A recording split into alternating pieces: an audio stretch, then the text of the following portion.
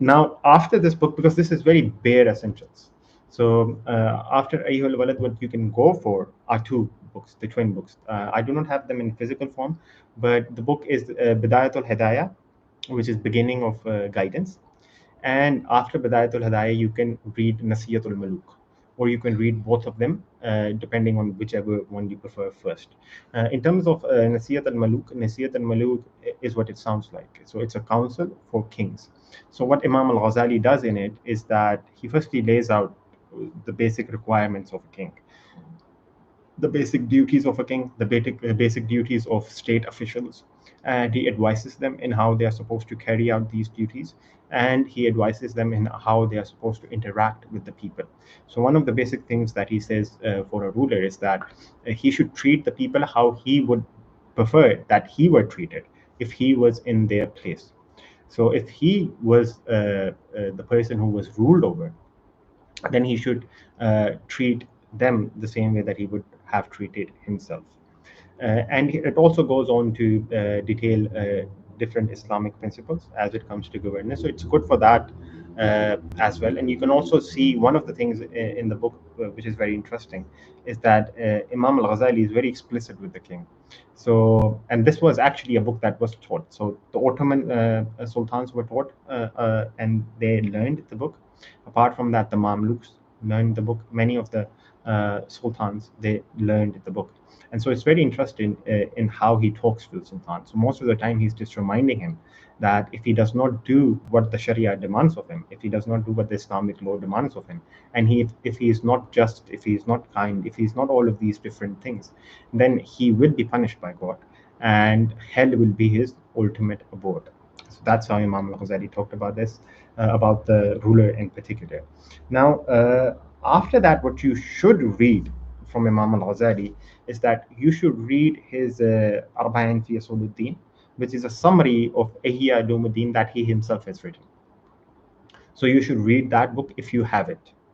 And I have it in a non-physical form, a PDF. And so it's the best thing you can do after reading like Nasiyat al-Muluk and reading Bidayatul Hidayah. In terms of Bidayatul Hidayah, it gives you like the basic rundown of what you should do in a day. So it tells you what friendship is, what brotherhood is, how you should approach your family, which surahs are you supposed to recite during the day, and which surahs are you supposed to recite during the night, which how you're supposed to divide your days. So Imam al-Ghazali, for example, he believes, and he reports this in Ihya Ulumuddin. He reports a narration from Idris alayhi salam, in which the Prophet Idris alayhi salam, he says that a day is supposed to be divided into four different categories. So one is for a physical workout, so you're supposed to do anything you like, archery and stuff like that. Apart from that, one is for prayer, one is for learning, and one is for reflection. So fikr and prayer. So prayer and also more than the faraid, and then one is for entertainment, whichever entertainment you like, preferably a physical one, and the fourth part is for knowledge. So the best of knowledge, for according to Imam al-Ghazali, is the knowledge of fiqh. And the reason that it's the best knowledge in, as far as Imam al-Ghazali is concerned, is that you can help people with it.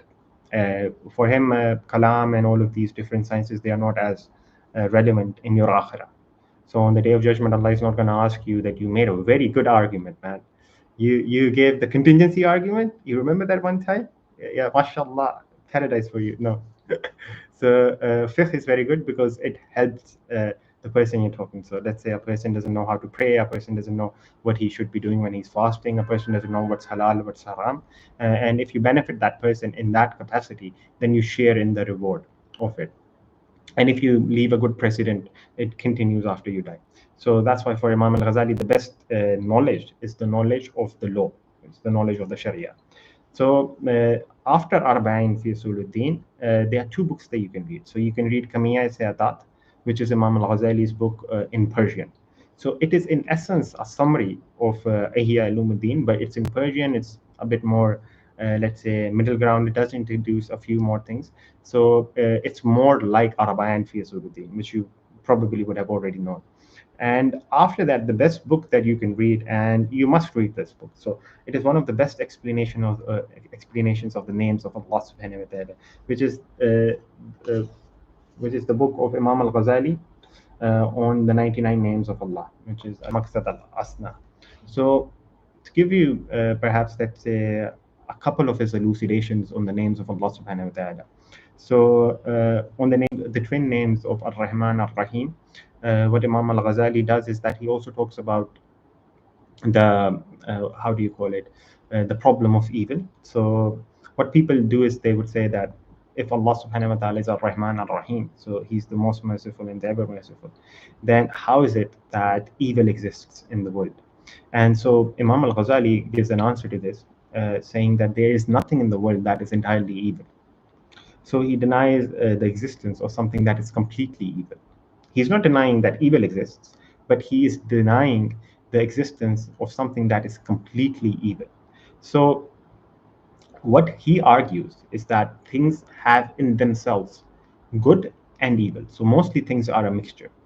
And in order for that evil from that thing to be removed, then the good will perish with it. So an example he gives in this regard is medicine. So a person might say, how can medicine be evil? Well, if you're giving it to a child, it is evil to him because it tastes very bad. If he is getting injected, he is harmed. And if evil is reducible to that which we find displeasure from, or if evil is reducible to that which harms us, then it would contain some evil in it. And so from that perspective, if the medicine was to be removed, the good that comes from the medicine, which is the healing of the disease, would also be removed. Another example that he gives is of a man, let's say, having a disease in his arm, having a disease in his, let's say, this hand, he has a disease in it. So if a man does have a disease in this hand, in order for the disease to be removed, the hand must be amputated. Now, this is an evil because obviously a body part of yours is being removed. However, it is an evil that is necessary in order to fulfill something that is greater than it, and that is good, which is the preservation of the rest of the body. So you're sacrificing your arm to save your body. That's basically what's happening. And so from Imam al-Ghazālī's perspective, that's the only way that evil exists. So evil exists with good things, and if the evil from those good things would be removed, then so would the goodness be removed. And so God does not will to do something that is entirely evil. He wills to do things that are ultimately good, but that contain in them evil, or he does things that are purely good, and he does it purely for the goodness of it. That's Imam al-Ghazālī's explanation of Ar-Rahman al-Rahim and his al-Maqsad al-Asna, right? Now, from a more, this is not really a philosophical argument. So if someone is not satisfied with it, the Shaira have a different answer, and the reason that they have it is purely a rational argument that he can will whatever he wants. There is no such thing as evil. So there's a book over here. I hope you can see it. So the Sanusi trick, right? In it from Imam al-Bajuri, it's written, who was a later Ashari. He writes that there is no such thing as evil. Evil does not exist. So that's let's say a philosophical or a more so rational perspective from it. So after that, what you can do is that you can go for the big one, right? You can go for the massive one. One of the greatest books that are ever written in Islam, Imam Nawawi said that if all the books of Islam were lost and only Ihya Ulumuddin was left, that would be enough to suffice this ummah. And Imam al-Razi writes in his, I believe in his Tafsir Kabir. So Imam al-Razi writes in the Tafsir that it is as if Allah subhanahu wa ta'ala gathered all of the sciences in a dome and he displayed it to al-Ghazālī. So that is how big of a book it is. And Imam Subki, the amount of praise for the book is almost impossible to describe from the ulama. So I would not show you one book, but I will just show you that these are my collections over here of, let me remove this so you can see more clearly. So these are the reflections, sorry, not the reflections, the books I have. So what we can do with Ihya Ulumuddin is that let us take a couple of books, right? So let us explain some of the wisdoms in them. So this is the book of disciplining the soul and breaking the two desires. So a couple of things to say over here, and in terms of, I would say you definitely need to read this book yourself. And the reason for that is that it contains basic Islamic psychology. So if you were interested in Islamic psychology, you were like, we have Carl Jung, we have Freud, and the reason I'm laughing is because I don't like Freud. But anyways, so this gives you like basic Islamic psychology. For Imam al-Ghazali, a person is divided into 4 faculties. I've done a video on that. I will cover it in more detail in an upcoming video. But in essence, a person has 4 faculties. It's the rational faculty, the appetitive faculty, the irascible faculty, and the faculty of equilibrium. All of the faculties are good insofar as they are doing what they are doing for the sake of God and for the fulfillment of divine commands. So Imam al-Ghazali explains in it that it is not appropriate for us to say that desire in of itself is evil. It's not. So we do not hold that desire in of itself is evil. However, desire leads usually to evil. So as Allah subhanahu wa ta'ala says in the Quran, that do not follow your desires, it will surely lead you astray. And desire can only be good insofar as it is used to fulfill the commandments of God. So an example of this would be that food is a desire, so the desire to eat. Now, if you were to completely remove that desire, you would die, right? So there's nothing good about that unless you want to die. So there's nothing good about just completely and utterly shunning the desire of food. So it is good because it keeps you alive, just like that anger is good insofar as you use it for self-defense, or you use it for a just cause, or you use it to remove people who are causing, let's say, crime in the society, right? So it is good in that sense. However, when it goes over the bounds, then it becomes evil. So that is what, well, I would say, sorry, just to like, Assalamu alaikum, brothers. I would say in Urdu, but most of my audience is in English. So inshallah, in the future, I might do like a purely Urdu stream. And well, there might be many in Urdu as well. So in Urdu, for example, Mufti Said Khan does far better, let's say, khulasa of these arguments than I do, and he explains them far better than I do. And you have better books than what I'm explaining. You have books of tasawwuf in Urdu. Pakistan and India, the Indian subcontinent is based upon tasawwuf. That's how the deen over here always came. It was always Sufism in the Indian subcontinent. So if you're looking for Urdu, let's say books or Urdu videos on this, you would find millions of them. So I'm trying to cater to my audience. Most of it is Western, so I'll speak in English, inshallah. I do apologize. So in terms of where was my train of thought, we were talking about the 4 faculties, and we were talking about how desires are not evil in of themselves. So another point over here is the point about marriage. So one of the things that is misunderstood about Imam al-Ghazali is that people think that what he does is that he renounces marriage. So people think that his idea is that one should not get married because it is evil, because it is, let's say, giving into the desires. But that is not what Imam al-Ghazali says. That's only half of what breaking the 2 desires say. And so I've actually done 2 longer videos on breaking the 2 desires. And you can watch those videos. I go into far more detail than I will go over here, just to give you some basic gems from Imam al-Ghazali. So for Imam al-Ghazali, if a person is completely and utterly infatuated with their spouse, then that is an evil. Either it be the woman with the man, or it be the man with the woman. The reason being that a person should only be infatuated, or a person should only really care about remembering and worshiping God. And if anything comes in between that, then that is a test, and that is also you performing something that is not good. So Allah subhanahu wa ta'ala says this in the Quran, that surely your families and your children are a test to you. And so just like that, your wife is a test to you, your spouse is a test to you. So what he recommends is that a person master his lust first before he actually gets married. That's what he argues for. And if a person cannot master his lust, then he should get married immediately. That's his view on marriage. And Imam al-Ghazali, so you should really read that book, because Imam al-Ghazali gives you the basic, let's say, different mud, or the different amounts you should eat, the different amounts of food that you should use, or all of these different things. And so he gives you the limits of it. And after, let's say, Riyad al-Nafs, what you can go for is you can read the different translations. And if you're an Arabic speaker, that is far better. You can read the different translations and the different things in regards to Ihya al-Ulumuddin. So one of the best books that Imam al-Ghazali, or one of the best chapters, it's called Kitab, one of the best kitabs that he has written in Ihya al-Ulumuddin is the remembrance of that. So the remembrance of that should be, yeah, it's right over here, this one. So what Imam al-Ghazali does is that he goes through what death is. So and it's very interesting to see Imam al-Ghazali, because sometimes what happens is that people seem to think that Muslims didn't know about, let's say, the functionings of the brain.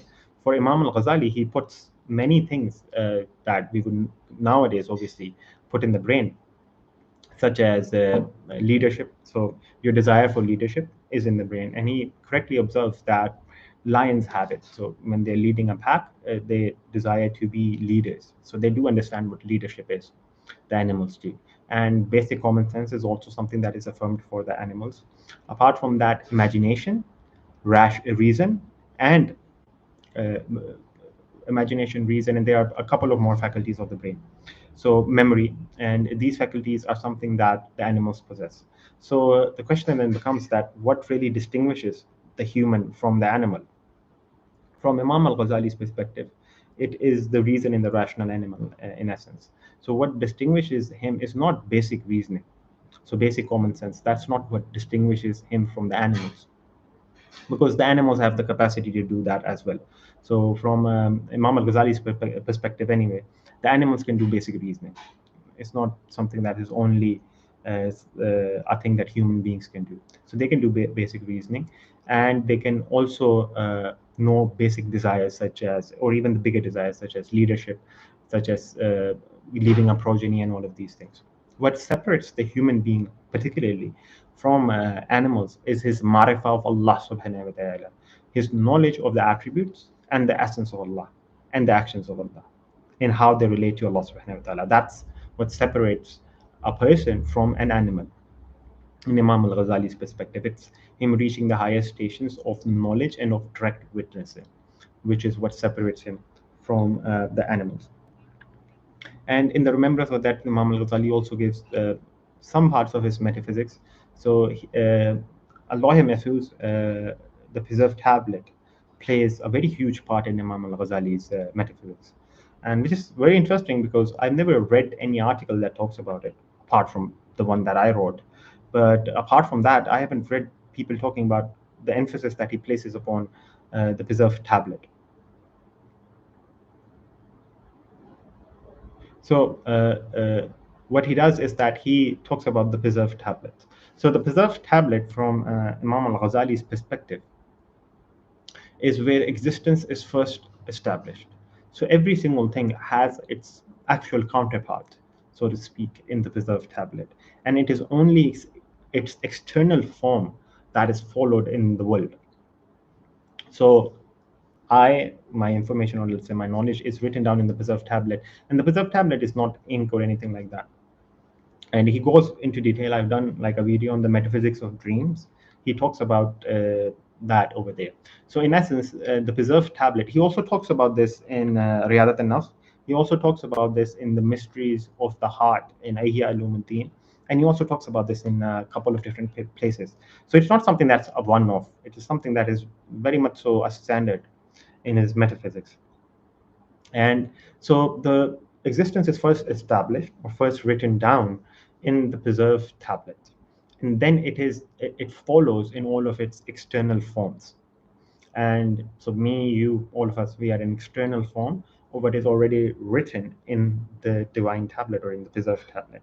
Now, the way that knowledge works in Imam al-Ghazali's paradigm is that there can be a uplifting of the veils between you and the preserved tablet. And when that uplifting of the veils occurs, what happens is that you see something directly from the preserved tablet. This may happen during dreams, or this may happen if you remove the veils of desires, the veils of all of these 4 different veils. I've also talked about them. So If you can remove the veils, then you can see directly from the preserved tablet, and that is actual knowledge. Whereas the knowledge that you have right now is not actual knowledge, at least per Imam al-Ghazali. So not really going to give you more metaphysics. I don't want to make it complicated. But after that, if you are versed in Kalam to some capacity, because you will need to be versed in Kalam in some capacity in order for you to read the next book. So what I would suggest, and since many times people have asked me about this as well, since I did the video on Abu Hassan al-Ashri, people have asked what books are we supposed to read for, let's say, to know about Ashri Kalam. So there are 3 to 4 books that you can read in order for you to get to an intermediate level. So the first book that you should read is Kharida al-Bahiyya. So there's a share of it by a brother named Kharkoshi, and the moment you would search up Kharida al-Bahiyya, that's the first share that will come out. So it's by a brother named Kharkoshi, and you should read that share. That's a very good share. And share means commentary, by the way. So it's a very good commentary. And after that, what you can read, or what I would personally suggest, is that you read a book called Johara al-Tawheed. In specific, it's commentary by Imam al-Bajuri. It's an absolutely beautiful book. It's called The Outpouring of Sublit, is something like that. So the English of it, Johara al-Tawheed, that's what you should read. So the Pearl of Tawheed is perhaps one of the translations that you can do of it. And after that, what you can read is the Sanusi Creed, which is something that, wait, yeah, it is back there, right? The one that is kind of purplish. So the next book that you can read is that you can read the Sanusi Creed. So the one that I've read is like a shar by Sheikh Sayyid Foda, that also has a shar of Imam Sanusi and the different Imams. So you can read the Sanusi Creed. After that, you can read Imam al-Ghazali's first book, or his more layman-friendly book on Kalam, which is al-Iqtisad, Iqtiqad.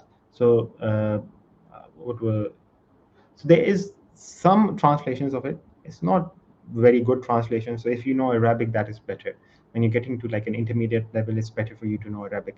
And so you can read that book, and only then should you read this one, Tahafut al-Falasifa.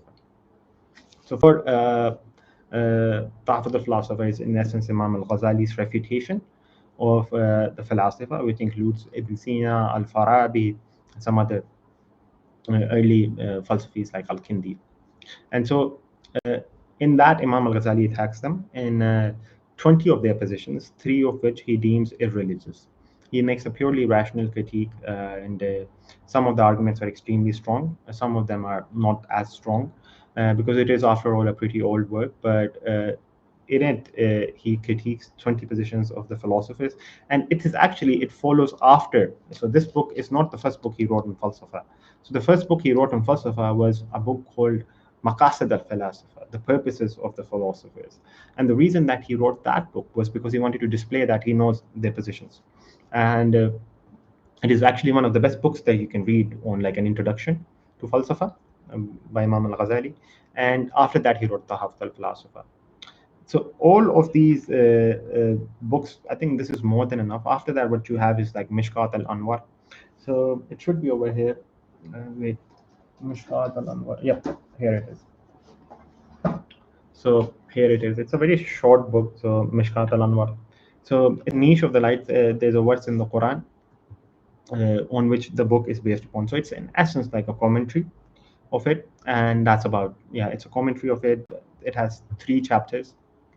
And so there's some dispute about the book, if Imam al-Ghazali actually wrote it or not.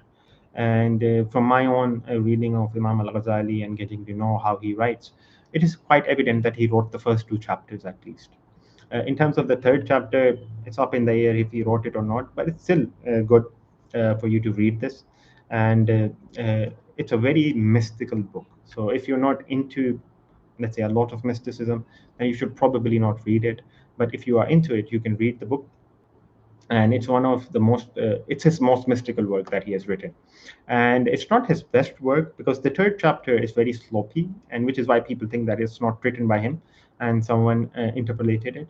And so it's not the best work he has written, but it is the most mystical work. So if you want to read that, you can read that. And that is, in essence, a basic rundown of what books of Imam al-Ghazali you can read. There are obviously other books as well.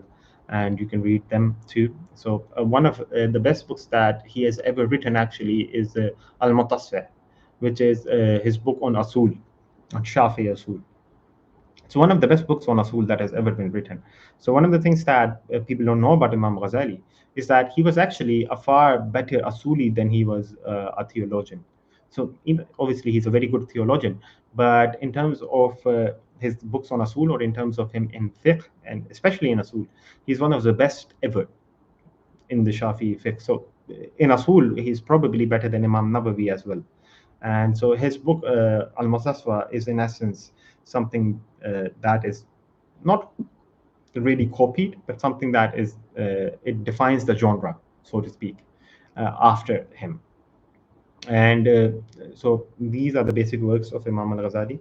In terms of his some of his basic beliefs, since that was also part of the topic, in terms of his basic beliefs, the basic beliefs of Imam al-Ghazali is that he was a Shafi largely, and some of the positions that he took did go against the school, but they were very few, and he did have a few weak opinions in fiqh, but he was as Shafi as it gets apart from that. So he followed the Shafi school. And by the way, if you're interested in Imam Shafi and the Shafi school in particular, I've done a video on Imam Shafi. I go through his basic biography, and I go through his basic beliefs, his basic disagreements with, let's say, Imam al-Malik, and his basic disagreements with Imam Abu Hanifa. So you can check that video out if you want to know more about Shafi fiqh. So Imam Ghazali was a Shafi, and he was an Ash'ari. So, and in terms of what is an Ash'ari, I'm not going to go through it again. I did a video on Abu Hassan al-Ash'ari. You can check that out. So he was a Shafi Ash'ari. There are some arguments that people like Frank Griffel make.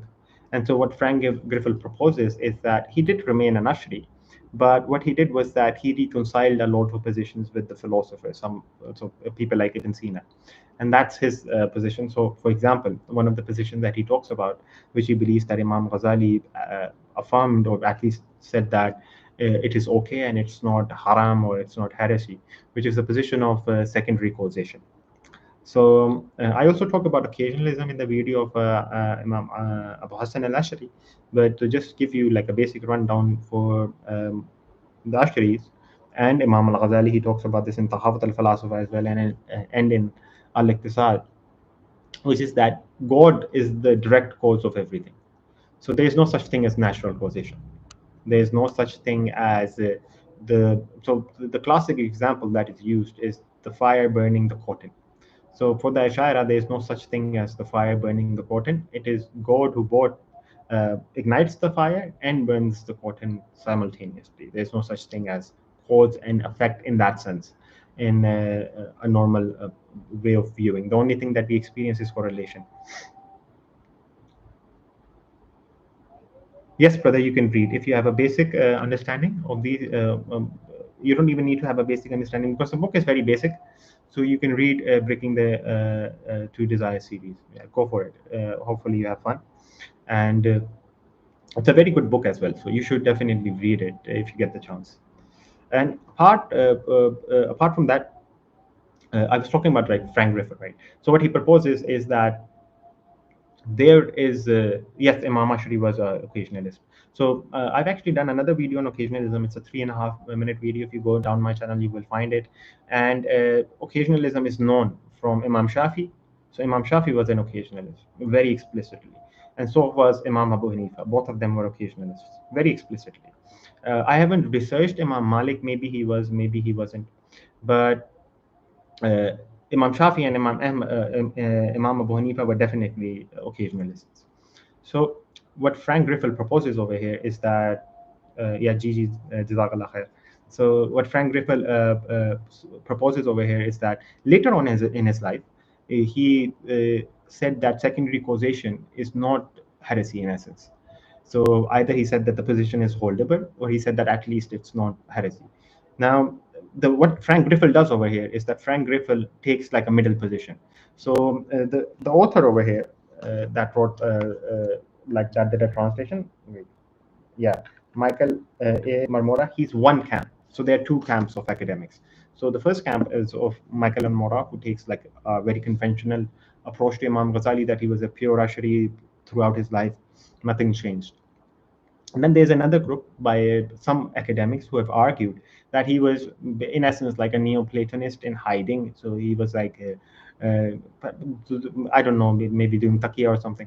And so taqiyya, by the way, means that he was telling something else in public and he was believing something else. So some Western academics about like 60, 70 years ago, they argued this in terms of Imam al-Ghazali, and Michael A. Marmora was the opposite camp.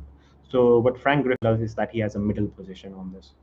And he says that he was an Ash'ari and he was not a Neoplatonist, but he took some of their ideas, and what he did was that he, in essence, took some of their ideas, and he also said some of their ideas are not as bad as the previous scholar said. Now, in my own personal reading of Imam al-Ghazali, it seems that Michael and Marmora is correct. Imam Ghazali didn't change. He sometimes used explanation. So to give you like an example of this, so there's a book over here of Imam al-Ghazali, Love, Longing, Intimacy, and Contentment. So I've covered the entire book on my Twitter. So if you want to go and watch it on Twitter, or on my Twitter, then you can watch it. So what Imam al-Ghazali does in this book is that he's extremely explicit about Allah being the only agent. But most of the explanations that he is doing, he's just saying that he's the final cause. So now one might say that Allah is the final cause over here, and they are like secondary causation and succession between Allah and creation, and that's how it gets to creation. But that's not true. So Imam Ghazali doesn't believe that, because he's very explicit in the book that all the secondary causation, so one cause causes the other, and all of these causes are simultaneously causing each other, and all of them are caused by God directly. But there's still a hierarchy, right? So Imam Ghazali is very explicit on that. And what he does is that he says that there are three different maratib, or there are three different levels of understanding Tawheed, or of understanding God. So the first level is of a person who sees God in nothing. So he's in essence an atheist. So what he does is that he can't perceive God whatsoever, not as a final cause, nothing. So he does not believe in God. So like a naturalist completely, someone like that. And the second level is for a person to perceive God at least as the final cause. And for Imam al-Ghazali, this is belief. So you're a Muslim if you believe that. And so what he tries to do a lot is emphasize the second level. So at least you become a believer, right? At least you do not hold, let's say, a doubt in regards to God. And so at least you become a believer, which is the second rank. And the third rank is seeing God in every single act. And so there's a rational way to understand it, and then there's a mystical way to understand it. The rational way is that everything is directly caused by God. It's a complete rejection of secondary causation. And the way that it occurs, I talked about this in the Imam Ash'ari video, but the way that it occurs is that it's an ijad, this divine imposition of arad on a johar. And so if you don't know what arad or johar are, I did a video, you can inshallah watch that. But in terms of something that is more clear on this, which is that in a mystical way, many of the quotations of the Sufis can be understood through this, which is that for them, since Allah subhanahu wa ta'ala is the direct creator of everything, the world is nothing but divine activity. So it's nothing apart from that. So there's only three things in existence. And Imam Ghazali actually says this in al-Iqtisad, in this the basic position, which is that there's only Allah, His attributes, and His actions. That's it. There's nothing else that exists. So only Allah, His attributes, and His actions exists. And so in of themselves, nothing is existent. So I, in of myself, I'm nothing. The reason being because I am in every single moment being sustained and caused by God. So sustained in the sense of the atoms that I have within me, and caused in the sense of the arad that occurs, so my movement, my color, and all of these different things. And so in that sense, nothing exists apart from God.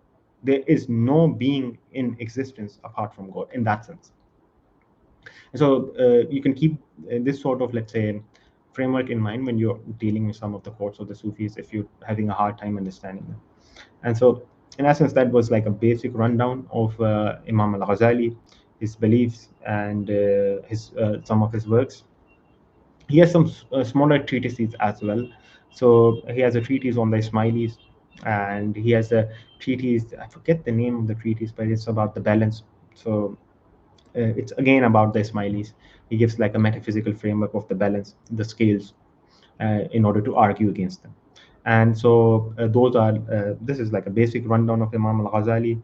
Now, in terms of what I'm reading, because someone asked me that on Instagram, so I'm reading 3 books right now.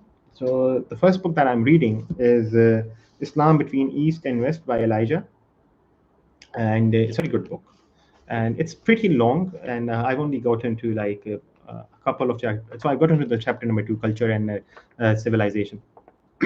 And so it's a very good book. You should definitely give this a read. And apart from that, since I'm going to do probably the Imam Junaid series in the future, so in order to understand about Imam Junaid, there's a lot of quotations of Imam al Junaid in what do you call it? So there's a lot of in Ihya Ulumuddin. There's a lot of quotations from Imam Junaid and from the different Sufia. And so there's actually a biography of Imam al-Junaid in the Risala al-Kushairiyah by Imam al-Kushairi, right? So this is the book. If any one of you want to like take a screenshot, so you can purchase it. This is the book. It's by Sohail Academy.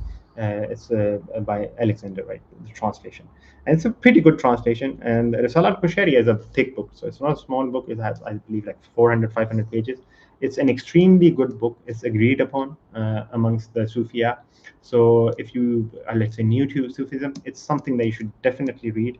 And it has some biographies of some of the Sufis. It tells you what the Maratib are, it tells you what Kashf is, and all of these different things.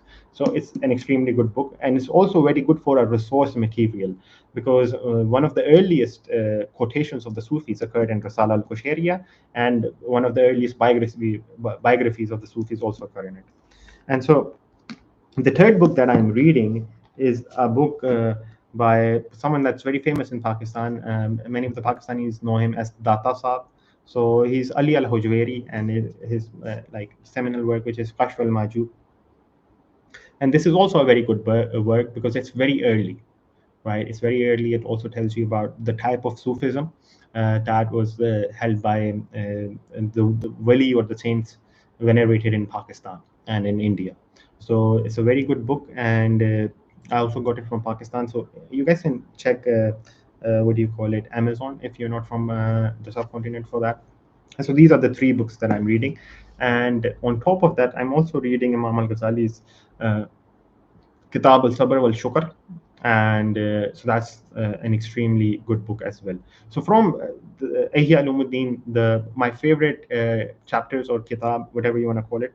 So I have 3 favorites in essence. I do discriminate, and so the first favorite is I already showed you, which is Dhikr al-Maut, the remembrance of that, an absolute gem. Another gem for it is that Imam al-Ghazali gives you like a basic rundown of how the day of judgment is going to happen, and it's very good because he gives you like metaphysical significances of many of the things and how they're used as symbols. So what many times people do is that when they are reading about the day of judgment, or they're reading about different things, it is almost natural for a person to try to view them and try to view the words that are being used by the Quran, by the Sunnah, in a way that we conventionally understand them. But that's not how the day of judgment is going to be, because the words are being used as symbols to bring the day of judgment closer to you. And I would explain more than that, but you should read the book yourself. Right? It's extremely good. So one of the things I would explain. So for example, a dog is a symbol of in classical Islamic interpretation. A dog is a symbol of an enemy. Why is the dog a symbol of an enemy? Why not anything else? So there are a few people over here, but I'll see if any one of you know. Why is a dog a symbol of an enemy in Islamic dream interpretation, and why not anything else? Why not a pig? Yeah, why not, let's say, a raccoon? Why not a cat? Why a dog? Instead of you asking me questions, I'm asking you questions. That's nice. So why a dog, guys? Why not a pig? Why not a rat? Okay, you don't know. Okay, I'm not going to torture you. So the reason it is because what the enemy does is that he is using a misusing of anger. He's doing a misusing of the faculty of the irascible faculty, and its representation is the dog. So a misuse of the faculty of appetite. So appetite is represented as a pig. So these are basic Islamic symbols, nothing complicated over here, very basic Islamic symbols. So a pig is a symbol of desires, symbol of gluttony, symbol of lust and all of these things. The symbol for that is the pig. And the symbol for letting go of your anger, attacking someone, being angry, all of these things, the symbol for that is the dog. So these two symbols in essence. So most people, and this also makes you understand when Imam al-Ghazālī says that most people worship dogs and pigs. What he means by that is most people worship their anger and they worship their desires. That's what it means to worship dogs and pigs. And so, yeah, greediness, that's very close. Greediness, though, probably would be more so related with the appetitive faculty rather than the irascible faculty. But yeah, it's very good. It's more so related with the pig rather than the dog. Is focusing too much on fiqh being focused in the form? I understand it's called. I was thinking about spirit and form. By form, I mean the way. Yeah, so that's a very good question. Brilliant question. So Imam al-Ghazālī actually hates this. So he hates focusing only on the fiqh of salah. So the ulama, so just to give you like a basic rundown, so the ulama have a position that there must be presence, so you must know what you're doing when you're doing the takbir, right? And that is the least that is required for the salah to be valid. So as long as you know what you're doing when you're doing the takbir, the salah is valid according to the fuqaha, right? According to Imam al-Ghazālī, even though the salah is valid in the sense that you have avoid sinning, right? That's the only thing that's happening. That's a useless prayer. It will not benefit you in the least. Because all of the things that you do are symbols for how your heart should act. So, for example, what do you do? What's the first thing you do when you're praying? Right? So, what's the first requirement of prayer after wudu? So, you've done wudu and you've put your, let's say, mat. Where do you face the mat? Where does the mat face? Faces towards the Qibla. Okay, why the Qibla? Why the Qibla? Why not anything else? What's the symbolism that's going on over here? Right? So, okay, I'm not going to ask you questions, but so the symbolism that is occurring over here is that you are changing your direction from all different directions of the world to the house of God, right? To the Kaaba. And the reason that this is occurring is because of a unification, right? Which is the basic example that the scholars like to give. And so, just like that, do you seriously think that Allah subhanahu wa ta'ala is asking you to physically move away from the world and face towards the Kaaba, but not move away from the world mentally and not move away from the world spiritually? So are you supposed to just simply put your mat towards the Kaaba, whereas your heart remains in the world? No. So the Kaaba, the pointing towards the Kaaba is supposed to symbolize a person abandoning the world and turning to God in his salah. As Allah subhanahu wa ta'ala says in the Quran, establish prayer for my remembrance. Right? So what's the purpose of prayer? To remember Allah. Right? It's not to think about cars and houses while you're praying. There's a thing over here in Pakistan that most of the people when they're praying, astaghfirullah, most of the people when they're praying, like they live an entire life during their salah, right? Because their mind is somewhere else. They're thinking about cars, they're thinking about houses, they're thinking about all different things about what they're going to do next. The essence of the prayer is that your heart should be completely and utterly remembering Allah at each and every single moment of it. And so there are different ways to do this. So for example, the verses you're reciting in the salah are supposed to invoke emotions in you. So when you say إِيَّاكَ نَعْبُدُ وَإِيَّاكَ نَسْتَعِينُ, what are you supposed to do? So you alone we turn to help. So what's your body supposed to do at that time? Right? It is supposed to shrink, as Imam al-Ghazālī says. It is supposed to shrink and your heart is supposed to be taken completely off awe, because you become imprinted with the words of the Quran and with the surahs that you're reciting. Why? Because if you're not doing that, right, then it's just utterance without any meaning. So what did the munafiqeen during the time of Rasulullah sallallahu alaihi wasallam, what did they do? Did they not say from their tongues that they're Muslims? Of course they did. But their hearts did not believe in it, right? And they were in essence lying to the Prophet sallallahu alaihi wasallam. So if a person is praying and he is reciting, let's say, Fatiha, or he's reciting one of the surahs after Fatiha, and he is not being imprinted by its meaning, then he's doing the same thing the munafiqeen are doing, right? Which is that he is saying from his tongue something that he does not feel in his heart. And may Allah subhanahu wa ta'ala protect us from that. But that's usually what it is occurs. So Imam Ghazali actually also dislikes a lot. He talks about this in the chapter of Quran in Ihya Ulumuddin, which is he also dislikes people reading the Quran and only worrying about their makharij, which is obviously necessary. You should worry, but it's not saying that you shouldn't. But people have an OCD about them, right? And he absolutely hates that. The reason is that you're supposed to do fiqh on the Quran, supposed to reflect upon the Quran. You're not supposed to only worry about what comes out of your tongue. If you're only worrying about your makharij, then yani, who's going to reflect on the Quran, right? And so fiqh is great. And another thing over here is that we believe that Isa alayhi salam, Jesus Christ, peace be upon him, was sent to the Jews. Why? To bring them back to the spirit of the law. Because what the Jews had done was that they had foregone the spirit of the law, and they had only taken the law in its outer sense. There was no coming together or merging of the outer and the inner, right? And Islam is supposed to be the perfection, the middle path. So when we say it's the middle path, obviously it's a middle path in everything. But in this specific conversation, what it means is that it's the middle path of accepting both the dair and the batin, accepting both the seen and the unseen, accepting both the inner meaning and the outer meaning. That's what Islam is.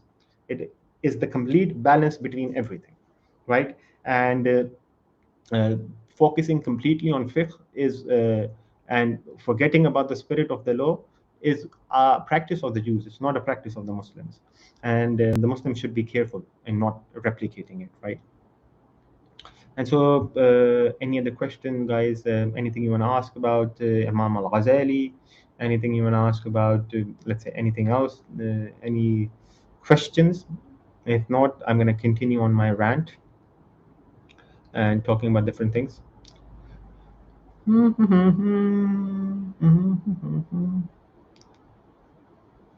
Okay. What? Any questions? No, not any questions. Let's talk about. Let's talk something else about Imam al-Ghazālī, right? So we were talking about how the inner and the outer are supposed to be. Islam is supposed to be the balance between the two, right? So this is also in terms of the Quran. Now, no one denies the Quran's direct meaning, right? So one of the examples Imam al-Ghazālī gives in the remembrance of that is that just as all of the different things about the day of judgment are mentioned, such as there's going to be river, there's going to be floods, there are calamities, there's going to be destruction and all of this. Now, that also refers to the body parts of the human beings. So the destruction of, let's say, in terms of floods, it refers to mankind giving completely into the desires. It's the flooding in of the desires. That's what it is, in another meaning of the verse. Now, obviously, the dire meaning of the verse, I will repeat this, the dire meaning of the verse, there will be floods, but it also signifies something else, which is that mankind will be completely and utterly taken over by desires. And especially in the modern world, I mean, what is the modern world? Every single thing is optimized for desires. Every single thing is optimized to make sure that the other person or you yourself experience pleasure. So, for example, I'm doing YouTube, and when you do YouTube, you're trying to, let's say, get more recognition. What do you do in order to get more recognition? You make your thumbnails better, you make your narration better, you introduce animations, you introduce different sorts of ways to grab attention. What's the purpose of all of these things? The purpose is to make sure that the person who's watching, he experiences pleasure throughout the video, right? So that he can retain his attention. And this is even in YouTube, it's still a bit better, but it's absolutely crazy on other apps like Instagram and stuff like that. And so every single thing is optimized for human pleasure. And there's something interesting, very interesting about what Nietzsche said over here. I guess we're going to talk about Sheikh al-Nietzsche al-Ashari. And so one of the things that Nietzsche said is that, does man not need to become God in order to appear worthy of this act? And when he said that, it was after the parable of the madman. So he gives the parable of the madman. He utters the famous saying that astaghfirullah, astaghfirullah, that God is you know the saying, right? And so after the parable of the madman, what he says is that, does mankind not need to become gods in of themselves in order to be worthy of this crime, to be worthy of this action? And so that is in essence what man does. Imam Ghazali talks about it, that the highest pleasure that man has is in trying to attain rububiyyah, trying to attain lordship. So a man tries to attain lordship. He tries to compete with Pharaoh. And this is why one of the Sufis said that the Pharaoh only said what every single person holds in his heart. He only said it by the tongue, which is that he wants to be God, right? And or he believes that he's God. And so the Pharaoh said it, obviously in the Quran and also in the Torah. But every single man has an aspect of that. He wants to have lordship, right? And that is also what modernity preaches, in a sense, right? So Imam al-Ghazali also talks about it, is that that's the highest pleasure that a man derives from, trying to act as if he's God. And that's also what Nietzsche said, that if you have removed God from society, then you would yourself have to become gods in order to be worthy of such an action, in order to be worthy of getting rid of Christianity. And not only Christianity, but getting rid of religion completely. So that is what you would have to go for if you have reduced society, or if you have removed God from society completely. And so, yes, let's see if we have any questions. Okay. It doesn't seem like there are any. So do go ahead, guys, if you want to ask any questions, and then inshallah we can answer that question, and we can head towards ending this. We have been going on about for like an hour, right? Okay. Oh, I can share a screen while I'm doing live stream. I didn't know that. Maybe the next time what I'll do, I'll prepare something for you guys, maybe on PowerPoint or something like that. So I didn't know that you can share a screen while you're doing what do you call it, while you're doing it, the live stream. But if there is nothing more to do, then we will inshallah be ending this. What is your view on Ibn Arabi? My brother, he wants the stream to go on for another few hours. He just asked me about my view on Sheikh al-Akbar. Let me drink my coffee a little bit to answer that. Okay. Now, to just give you like a very basic rendition, is that I don't believe he's like a kafir or like a heretic, something like that. So I do not make takfir of him, nor do I make tabdi of him, of Sheikh al-Akbar. I believe he's one of the walis. Now, in terms of his metaphysics, there are countless things that we need to talk about over here. So I do not hold to the Akbarian metaphysics. And the reason for that is something that Mullah Jami himself said, and something that most of the earlier Akbari scholars said, which is that it is not verifiable by reason. So the Akbari paradigm is something that is known via experience, right? And Mullah Jami writes this, that he calls it supra rational. So the basic metaphysics of the Akbarian system is proven via experience. So I, as a normal person, I do not have kashf. I do not have unveiling. I cannot see the realities that Sheikh al-Akbar spoke about. I cannot see the beliefs that he spoke about. I cannot see the descent of, so to speak, being that he spoke about in all of the 6 stages. I do not know any of that. So I cannot consciously affirm any of that. The only thing that I have is reason. And what my reason has guided me to, or what it has displayed to me as the truth so far, is Ashri Kalam. and Ash'ari Maturidi Kalam is in essence the same thing. So that's where my reason has led me. Now, in terms of Sheikh Al-Akbar in particular, I believe he was a Sufi. I actually have some of his works over here.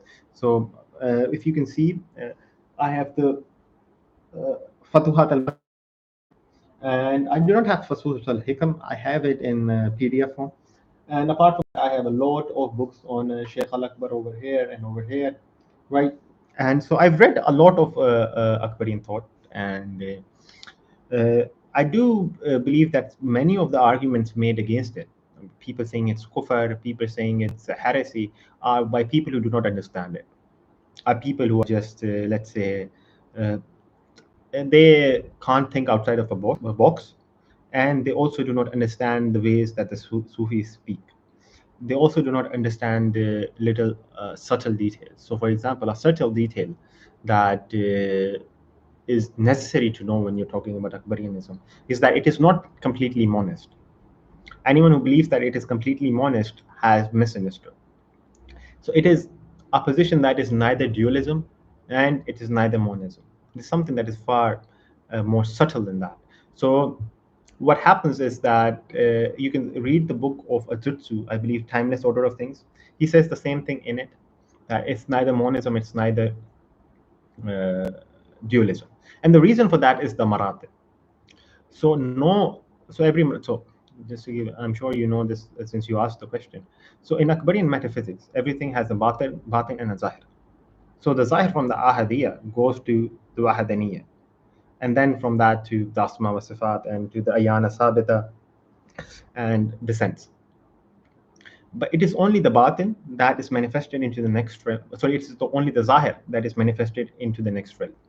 And so every stage has a zahir and a batin, and every stage is mukhtalif. It's different from the other in its manifestation, and it is also different from the other in its level. And so from that sense, there is some distinction. So Sheikh Al-Atas talks about this in his prolegomena of the metaphysics of Islam, that the thing that is affirmed is a distinction. So, and Sheikh Al-Akbar says this clearly in, I believe, in Fatwat al-Makkiyah, that no matter how high the servant transcends, he remains the servant. And no matter how low the Lord descends, he remains the Lord. So there's always a distinction between the Lord and the servant. And there's always a distinction between the different maratib.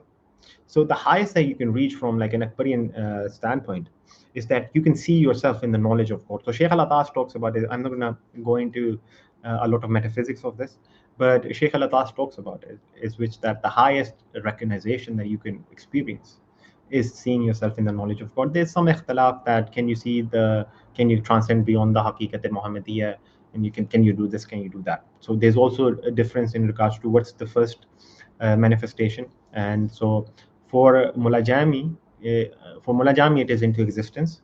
For the later Akbaris, it is into like the Muhammadan reality. And my view on the matter is that I do not really affirm any of this metaphysics because I haven't experienced it. And for me, what is required to be affirmed for every single Muslim is that there's an unseen realm and there's a seen realm. And that's the extent to which I go to. Now, apart from that, can whatever Sheikh Al-Akbar said be true, is true? Maybe. I don't know. But in terms of metaphysics, I'm far more in line with the metaphysics of Ahmad Sarhindi. I follow him mostly on his metaphysics. And he's a far lesser known scholar. But I believe that his metaphysics is both, well, I shouldn't really say superior because this is a matter of kashf, but from at least a rational point, it is superior to Akbarian metaphysics. And so I fancy it more in that sense. But in terms of Sheikh Al-Akbar in particular, I believe that he was a Sunni, and I do believe he was wrong, by the way. So I do believe that because I'm a Mujaddadi, right? So I hold to Sheikh Ahmed Sarhindi. He does believe he's wrong, so I tend to agree with what the Sheikh says. But these are not really matters that normal Muslims should really concern themselves with. And the reason for that is really simple. None of you are trying to be people of experience. I mean, how many of the Muslims who speak about Sheikh Al-Akbar's metaphysics, speak about the metaphysics of the Sufiya, how many of them are taking the path of Saluk? How many of them are fighting against their desires? It's just an intellectual pursuit for them. It's just a funny pursuit. Today I read the works of Ibn Arabi, and I got this metaphysical. It's very nice. Oh, look, this symbol, that symbol. But all of these things are supposed to be based upon experience. So Sheikh Al-Akbar was writing his experiences for other people who were having experiences, for them to tally it up with him, for them to compare it and come to an understanding. That's what Sheikh Al-Akbar was doing. But nowadays, every 16-year-old who wants to act a bit mystical reads the works of Sheikh Al-Akbar and arrives at his own interpretation of the Sheikh. And so, from the view, in terms of, just to expand a little bit over here, in terms of Wahadat al-Wujud, because there are some arguments that Imam al-Ghazālī also holds to it. Imam al-Ghazālī doesn't hold to it, and it's very explicit. So I would say that Imam al-Ghazālī is far more reconcilable with someone like, or perhaps he's the same thing with someone like Ahmad Sirhindi. And Ahmad Sirhindi does claim that Imam al-Ghazālī had the same belief. So that's also another point. And he's also probably a Naqshbandi. Imam al-Ghazālī, you never know what he really is, but he's probably a Naqshbandi because he had a Shia. He went to he was in retreat with the Sufia. And so from Imam al-Ghazālī's perspective, but Imam al-Ghazālī's perspective is firstly that from my own reading of him, he does not really have different maratib of existence. So there isn't this hierarchy like it is with Sheikh Al-Akbar, the 6 maratib. There isn't any hierarchy in Imam al-Ghazālī's system, unless I've missed it and someone needs to show it to me, because I haven't found it. And everyone says, Imam al-Ghazālī in this book said that there's a maratib. There's no maratib, bro. In this book, he affirmed Wahdat al-Wujud. There's no affirmation. And so because Imam Ghazali is extremely famous, everyone wants to claim it, so I get it to some extent.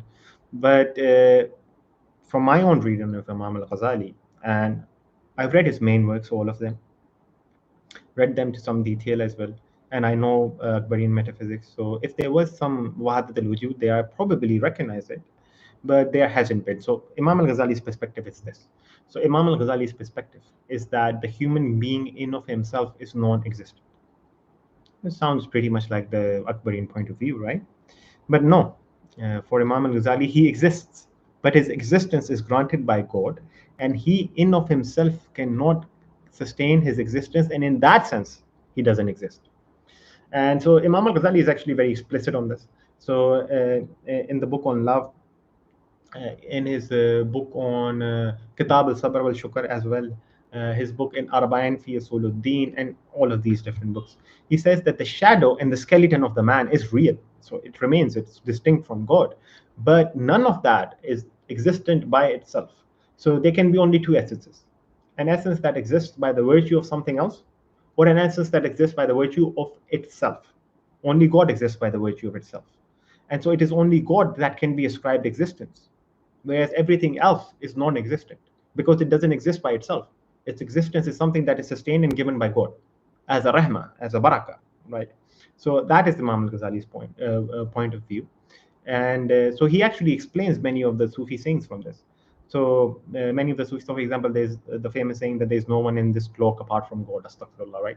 And so he explains that it is talking about the matter from this lens, that every single thing, because in the cloak, let's talk about it, right? So if you're coming from an occasionalist perspective, for example, in the cloak, what is it? What's in the cloak?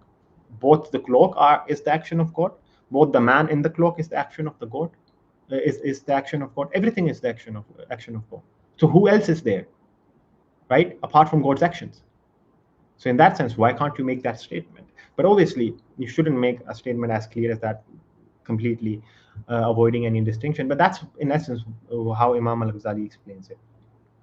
And so he is a dualist, and Sheikh al-Atas also is also in his prolegomena of the metaphysics of Islam. I always have problems pronouncing that, but he also says the same thing. There is distinction, and even in the Akbaris, there's different categories of them. So someone like Ibrahim Qurani, for example, is very clearly a dualist. So you cannot argue that someone like Ibrahim Qurani is not a dualist. He is. And someone like Mullah Jami is probably not a dualist. And I wouldn't say he's like a pure monist, because I don't think anyone was a pure monist apart from like Mullah Sadra, but Mullah Sadra is not Akbari. He is his own thing. But he is more so towards the monist. He can be more so defined there, right? Mullah Jani. And the later ones, so for example, someone like Imam al-Dawani, Jalaluddin al-Dawani, his explanation of Wahdat al-Wujud is pretty dualist. The explanation of Imam Nablusi is very dualist. The explanation of Ibrahim Qurani is very dualist. So what seems to have occurred is that there was a synthesis. So Jalaluddin al-Dawani did a synthesis of Sheikh al-Akbar's thought, or not really of Sheikh al-Akbar's thought, but rather of the falsafa of his students, of what like Jami said, what Qanavi said, with the Ashaira. Imam Nablusi also did it with the Ashaira. Ibrahim Qurani did it with the Hanabila and with Ibn Taymiyyah. So that's what it seems to have occurred, that there was a synthesis of the thought, and it, in essence, became dualist in that sense. But I mean, both of these words are not really fitting. So dualist or monist with Akbarians, you can just, they have their own view, because they're not pure monists. They have maratib, they have differences, distinctions. And as long as, even if they are tajalli, so if anyone says, but the distinctions are a tajalli, it doesn't matter. The manifestations are not the same. Let's say there are trillions of manifestations. All of the manifestations are different to each other, and they are different manifestations. They occupy different levels in the Akbarian metaphysics. They're not the same thing, right? And irrelevant of one being manifested, it is still a distinction that is enough for it not to be, let's say, pantheism or something like that. Does Wahat al-Wujud have kufri beliefs? Well, no, not in my opinion. I don't hold to the view, but I don't think it's kufr. I think people who think that it's kufr, they haven't really read it. So if someone says that, it's kufr or it's disbelief, ask them what books have they read on the Akbarian metaphysics. So which are the books they've read, right? And you will understand that most of them have not really read anything on it, right? So should I give you like a basic rundown of Akbarian metaphysics? I don't think it's very beneficial, but so in essence, what you call God for the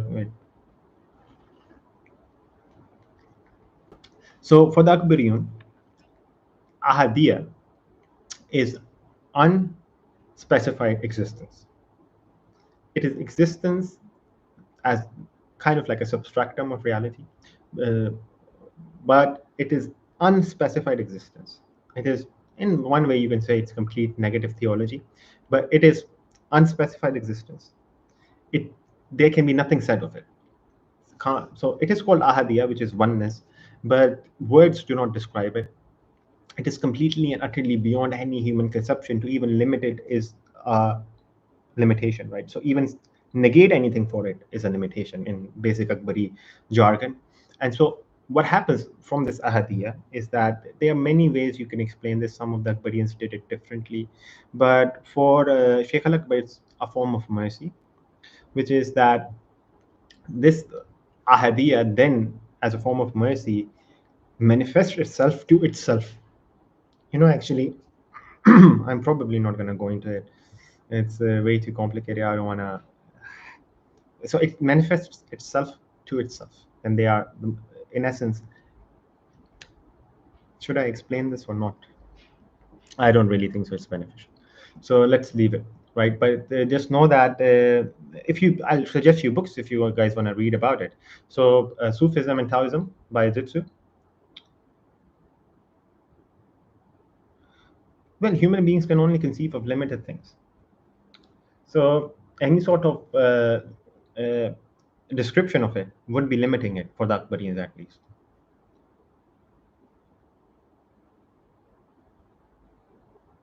A list of all of the books I've read and uploaded.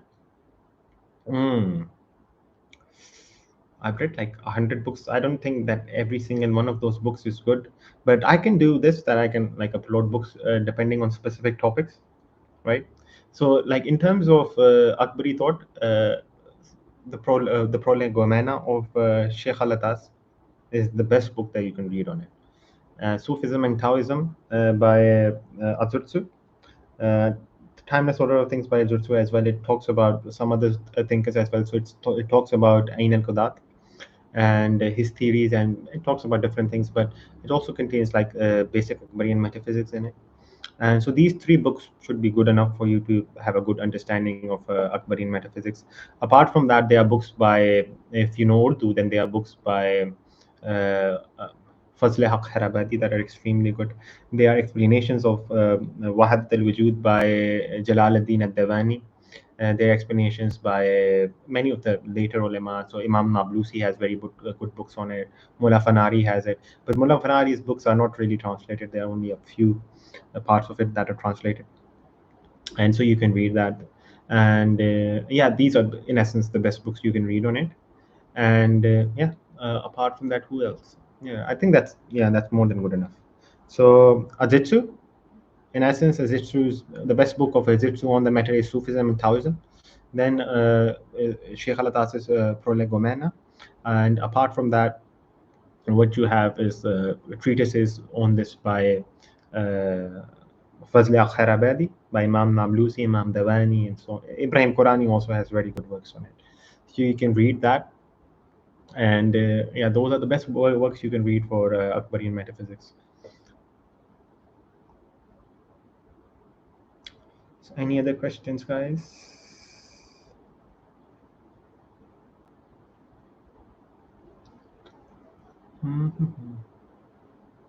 So do you guys have any other questions, or should we end this?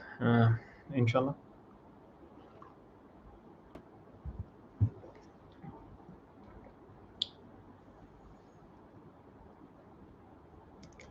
If you guys want some suggestions on, okay. Inshallah, do go ahead and ask, then we can end this. We've already been going on for 1 hour and 14 minutes.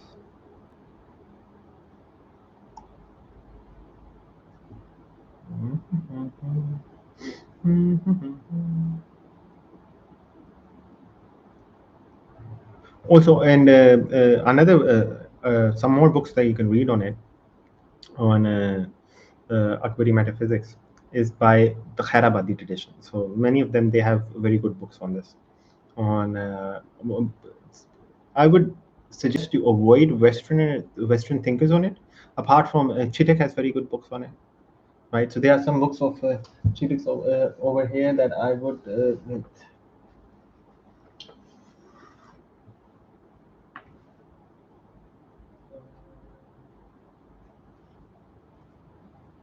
Some in the plight of the modern man. Yeah, so this is one good book by Chitek, which is Imaginal Words in the Thought of Ibn Arabi. Then, apart from that, you have Divine Flashes by William Chitek. And then you have the fundamental, yeah, I think those are the two. Fundamental art, but that's by Rene Junot. Yeah, these two books are the ones that I've read. Right, and Faith and Practice in Islam is also by Chitek. I haven't read that yet. I only have it, but those two books are very good. If you wanna, let's say, learn something about Akbarian metaphysics, right? So those two books are very good. And apart from that, obviously, Ajitsu has very good works on it, and the Khairabadis have very good works on it. And if you can read Arabic, you can even read like Konawi or something like that.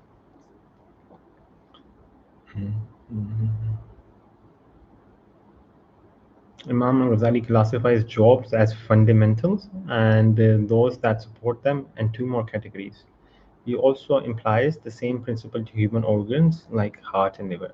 I'm sorry, I don't understand what you mean by that. So classifies jobs as fundamentals. Jobs? You mean like working? Or do you mean something else?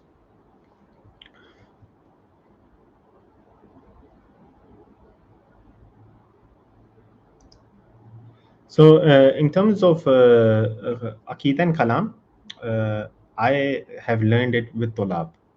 So I have friends who are students of learning, and I have verified my thought with the scholars. In terms of Akbarian metaphysics, I've read it myself. Yeah. So with Akbarian metaphysics is that it's not really a specialization. So it's not really a takhasus. Yeah. So It's just the tasawwuf is allowed to be read, right? And I have like made sure of my understanding of Akbarian metaphysics, right? So, but not with Shayuk, with Tulab, and so to make sure that I understand it properly. So yes, that's about it. But I've read it largely on my own. With Kalam, I've read it on my own, but I know a lot of brothers who are Tulab, so it's very easy for me to make sure that my understanding is right on that, right? Okay, Imam Ghazali classifies jobs as farming, swing, jobs as fundamentals, and those that support them in two more categories. That's the same principle. The- Yeah, I mean, I don't recall what exact thing you're referring to from his chapter on knowledge. So, what's the question? Like, are jobs fundamental? Is that the question? So, can you please tell me what the question is? Because I don't remember like the entire chapter of knowledge. I've probably covered it on my Twitter, the entire chapter. So, if it's in regard to something that is said in it, you can refer back to my Twitter. Inshallah, I would have covered it.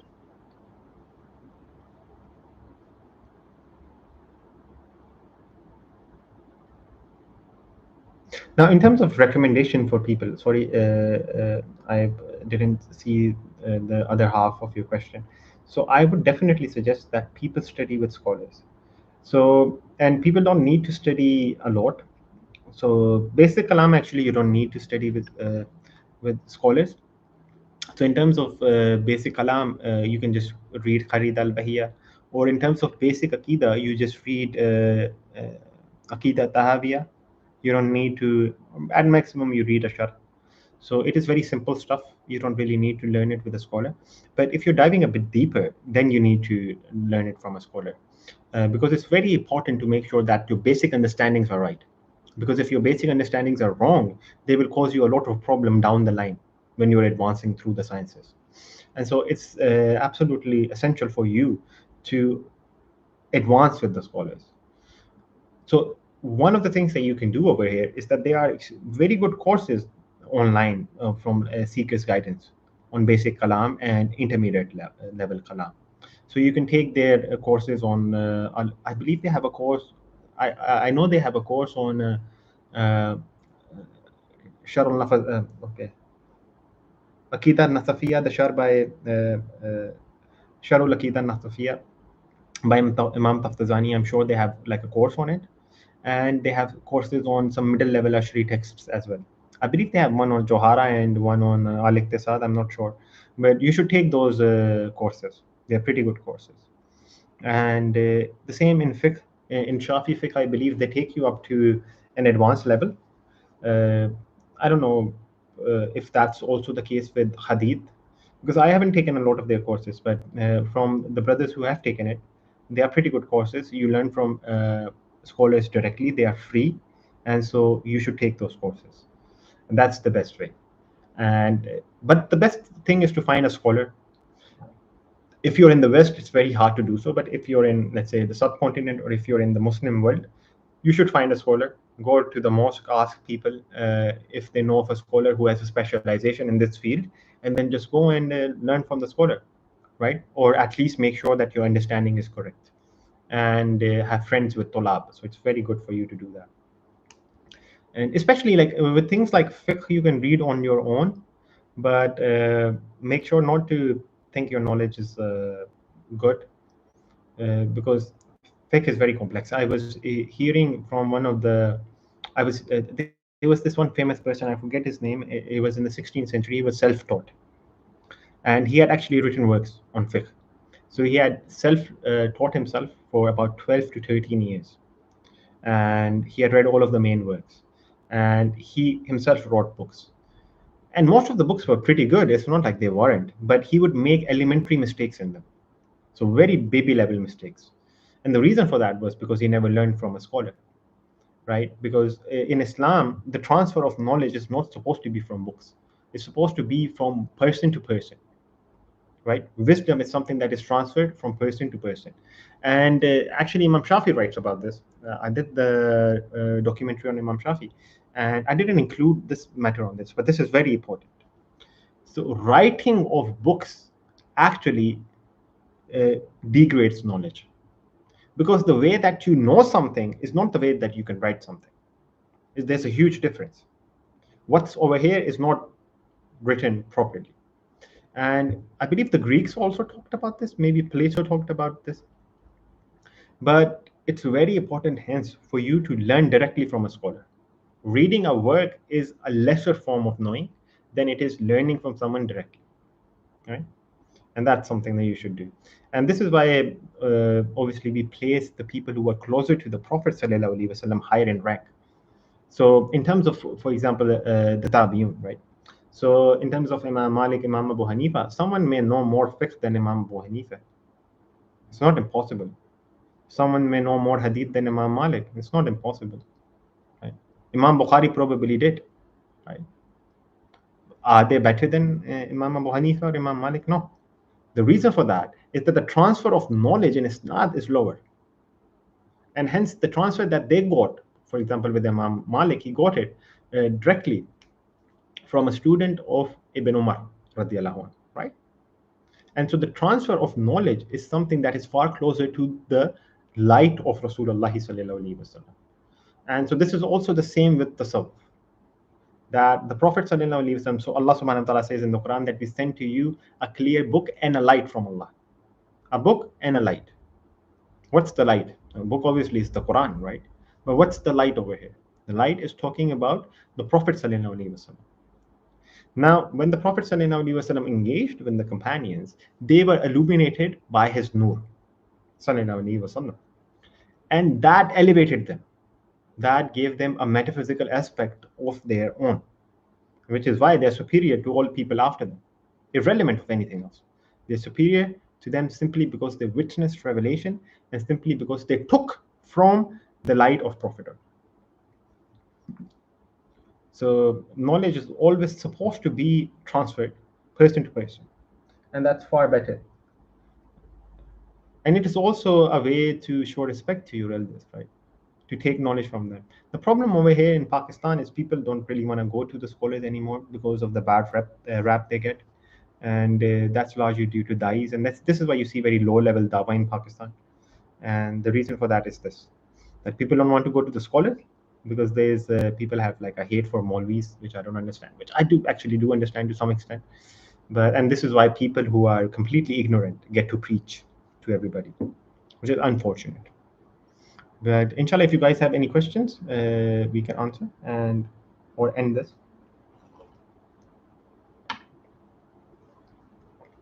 And the video would be up. So if anyone has missed Imam al-Ghazālī's, I gave a basic rundown of his books. So if anyone missed that, this video will be saved. So you can come back and you can watch it, inshallah. And so if there will be no more questions, guys, I will be ending this and getting some food. Do we want to talk about the metaphysics of food? That would be a good conversation. So what we actually need to talk about is the metaphysics of food. So if we are, I don't think people over here are ready for that conversation. The best food is Pakistani food. Okay, what would you recommend to someone in Pakistan to gain knowledge? Okay, brother. So for a person who lives in Pakistan, my suggestion is, bro, you need to get your Urdu up. The amount of material that is available in the Urdu language is crazy. It's absolutely crazy. So, for example, just to give you one example, the greatest tafsir that is ever written, and I stand by this, the greatest tafsir that is ever written is by Imam al-Razi, Tafsir al-Kabir. The only translation of it in English is of his chapter on Fatiha. That's it. You will find a full translation of it in Urdu for like 8,000 rupees. And that sounds a lot, but the book is like 10,000 pages, right? So you will find the entire translation of it. Apart from that, the entire Khairabadi tradition is from Pakistan. It's the highest level of Islamic, let's say, theology. It's the highest level of Islamic rational theology, which is the Khairabadis, and the Farangi Mahal. All of that is in Urdu. So as a Pakistani, the best thing you can do is that make sure your Urdu is top notch, right? And then read the works of the Khairabadi scholars, read the works of the Farangi Mahali scholars, read the Arabic works that have been translated. Now, obviously, it would be better for you to just learn Arabic, but if you don't know it, the best thing you can do is read all of these books and get to know all of these books. Apart from that, find proper scholars, not sectarian scholars, like some of the ones that we have over here. Find proper scholars that have taken the old Nizami, not the new one, the old one, in which there was a lot of focus on the rational sciences. So find someone who has taken that Dars Nizami and just be under them and learn from them. If you're not interested in right, so there are many different kinds of scholars in Pakistan. So there's obviously a bit of sectarianism between the Bandis and the Brahvis. Then you have put Ahle Hadith into the equation, put some masala on that, and you have a very fragile piece in Pakistan. So go to ulama who are focused on their work, not focused on politics, not focused on these aspects of just writing refutations against each other. So focused on those scholars, and they are a lot of brilliant scholars. Yes, one of the greatest Kalam scholars in the modern era is Mufti Sayyid Khan in Pakistan. One of the greatest Kalami scholars that are living. He is to the level of Sheikh Al-Atas, probably better than him in Kalam. And he is probably far more worse than Sheikh Sayyid for that. So one of the best Kalami scholars that lives is Mufti Sayyid Khan. You should definitely check him out. But the issue is all of his works are in Urdu. So if we have someone from a non-Urdu speaking country over here, you will not find his works in that language. But Mufti Sayyid Khan actually has a YouTube channel, or at least his students post videos of him, and he's brilliant. You should definitely check him out. There are other scholars as well, but they don't have what you call it YouTubes and stuff like that, and they're very hard to find. So I actually am learning right now from a Khairabadi Maturidi scholar in Kalam. He's from Pakistan, absolutely brilliant. And so yeah, have you been to Bosnia? No, I haven't. Why do you ask that? Do I look Bosnian to you?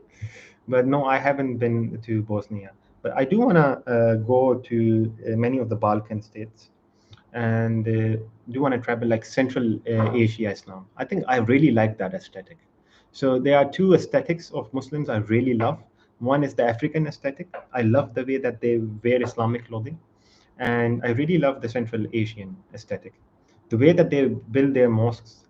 And so it's a blend of like their own cultural heritage and the Persian art, right? So that's the. Now, in terms of Aqidah differences, there aren't really any Aqidah differences in the three schools. So the three Sunni schools are the Ash'ari, Maturidi, and the Athari school. The closest of the two are the Ash'ari and the Athari school. So they are in essence the same thing. They have a few differences, a couple of differences primarily, right? And so which is on Tawil, and which is on Tawil, and the other difference is on Kalam. That's it. Those are the two differences. Oh, yeah, no. Well, I would speak on that, but I am in Pakistan, so I don't want to make any enemies. No, I'm just kidding. So what I believe in terms of the dispute is I believe both are Sunni. So Brelvis and Deobandis. Now, I myself am not a Hanafi, so it doesn't really bother me, the dispute, because I'm a Shafi. But I believe that if you are like fed up with the dispute in Pakistan, what you can do is that you can instead listen to the Shami scholars, listen to the Syrian scholars, and they are the best Hanafis you can get in the modern day. The Syrian scholars, some in Egypt as well, but Syria is pretty much the hub. Syria, Jordan, but Jordan is Shafi. So for Hanafis, the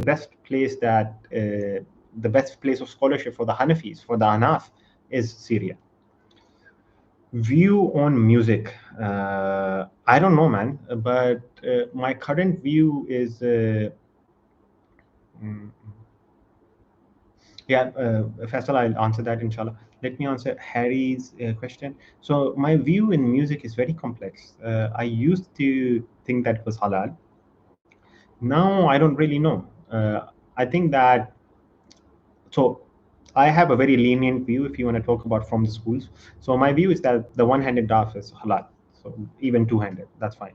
But the majority of the Shafi'ah rule that is fine. So you can play that in Ramadan, and even if you play it outside of Ramadan, it's not haram. You're not sinning, but some of the ulama say it's disliked. Now, in terms of modern instruments, I take Imam Ghazali's opinion largely, which is that if there are 16 criteria that are fulfilled, then you can listen to it. But in the vast majority of time, those criteria are not fulfilled. But then a more interesting question arises that there were some scholars who had more lenient views on music. They allowed it in essence, as long as there was no, let's say, fahisha involved. So most thing with music was that it was large associated, and even in the West, it is associated to some extent to partying, to drinking, and stuff like that.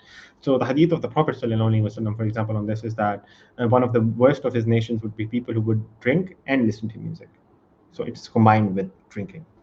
And if all of those things are removed and the music actually serves some purpose, apart from you just listening to it because you want to, and it does some good to your, let's say, life, and it doesn't make you neglectful of religion, then in my own personal view, I think you can listen to it, and I wouldn't say that such a person is sinning.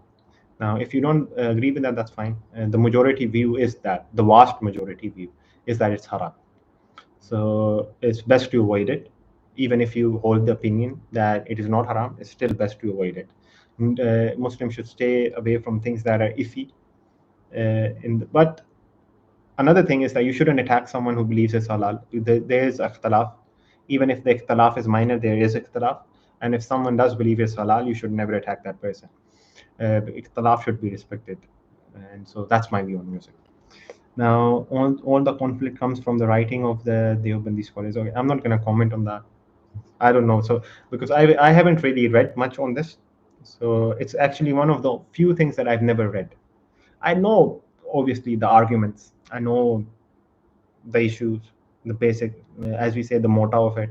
So, I know the basic gist of it. But I've not really read any in-depth works on it. Well, I think that you should try to stay away from the conflict. Just listen to the Shami scholars, to be frank, right?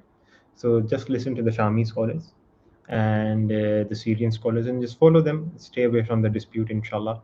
Make your life easy. No need to make it difficult, right? So listen to the Syrian scholars. They are the best scholars anyways, right? So for example, your biggest authority in Hanafi fiqh should be someone like Ibn Abadin. Just find his fatwa on a matter and inshallah follow it, because he is the most accepted Hanafi in the later tradition. So he is the, in essence, if he has given an opinion, it is followed by the entire later Hanafi tradition. So it's the safest bet you can make. Just follow Ibn Abadi and stay away from the conflict. It's not something that's good. So try your best to stay away from it.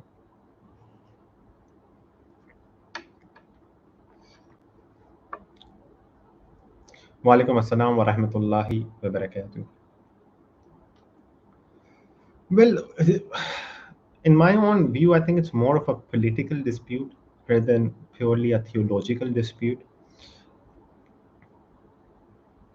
Oh, Jazakallah khair. Jazakallah khair. So I really wanted to cover like Imam Ashri rather than because I will do a documentary on Imam Maturidi, because there's no way you can ignore Imam Maturidi. I want to cover like the 9th century. So what we did was we did a documentary on Imam Shafi, and we did a documentary on Imam Abu Hassan al-Ashri. Now we will do a documentary on Imam Junaid, and then Imam Maturidi to wrap up the 9th century, basically, right? And then we can move on. And then I don't really know what to do. I might do one on Imam al-Bayhaqi, but that's long away. So we will cross that bridge when we get to it. But with Imam Abu Hassan al-Ash'ari, the problem is that he's underrated. So with Imam Maturidi, since obviously the Hanafis are louder, he is highly praised, and obviously he should be praised. He's Imam. He's our Imam, right? So he's one of the most brightest minds of that time. But Imam Abu Hassan al-Ash'ari is not similarly praised, at least in popular media. So he is praised, obviously, in the books. So for another thing that you might not know is that the Khairabadi and the Farangi Mahalli tradition, its sanad is not Maturidi. Its sanad is Ash'ari. So the sanad goes back to Imam al-Ghazālī, so from Imam al-Razi, and then goes all the way back to Imam Abu Hassan al-Ash'ari. So their sanad is Ash'ari. Which is very funny. The biggest Kalami group in the subcontinent actually has Ash'ari Sanad. But regardless, in popular media, Imam Abu Hassan al-Ash'ari is not much known about. He's not, people don't know properly his life. They don't, most people don't even understand his beliefs, to be frank, right?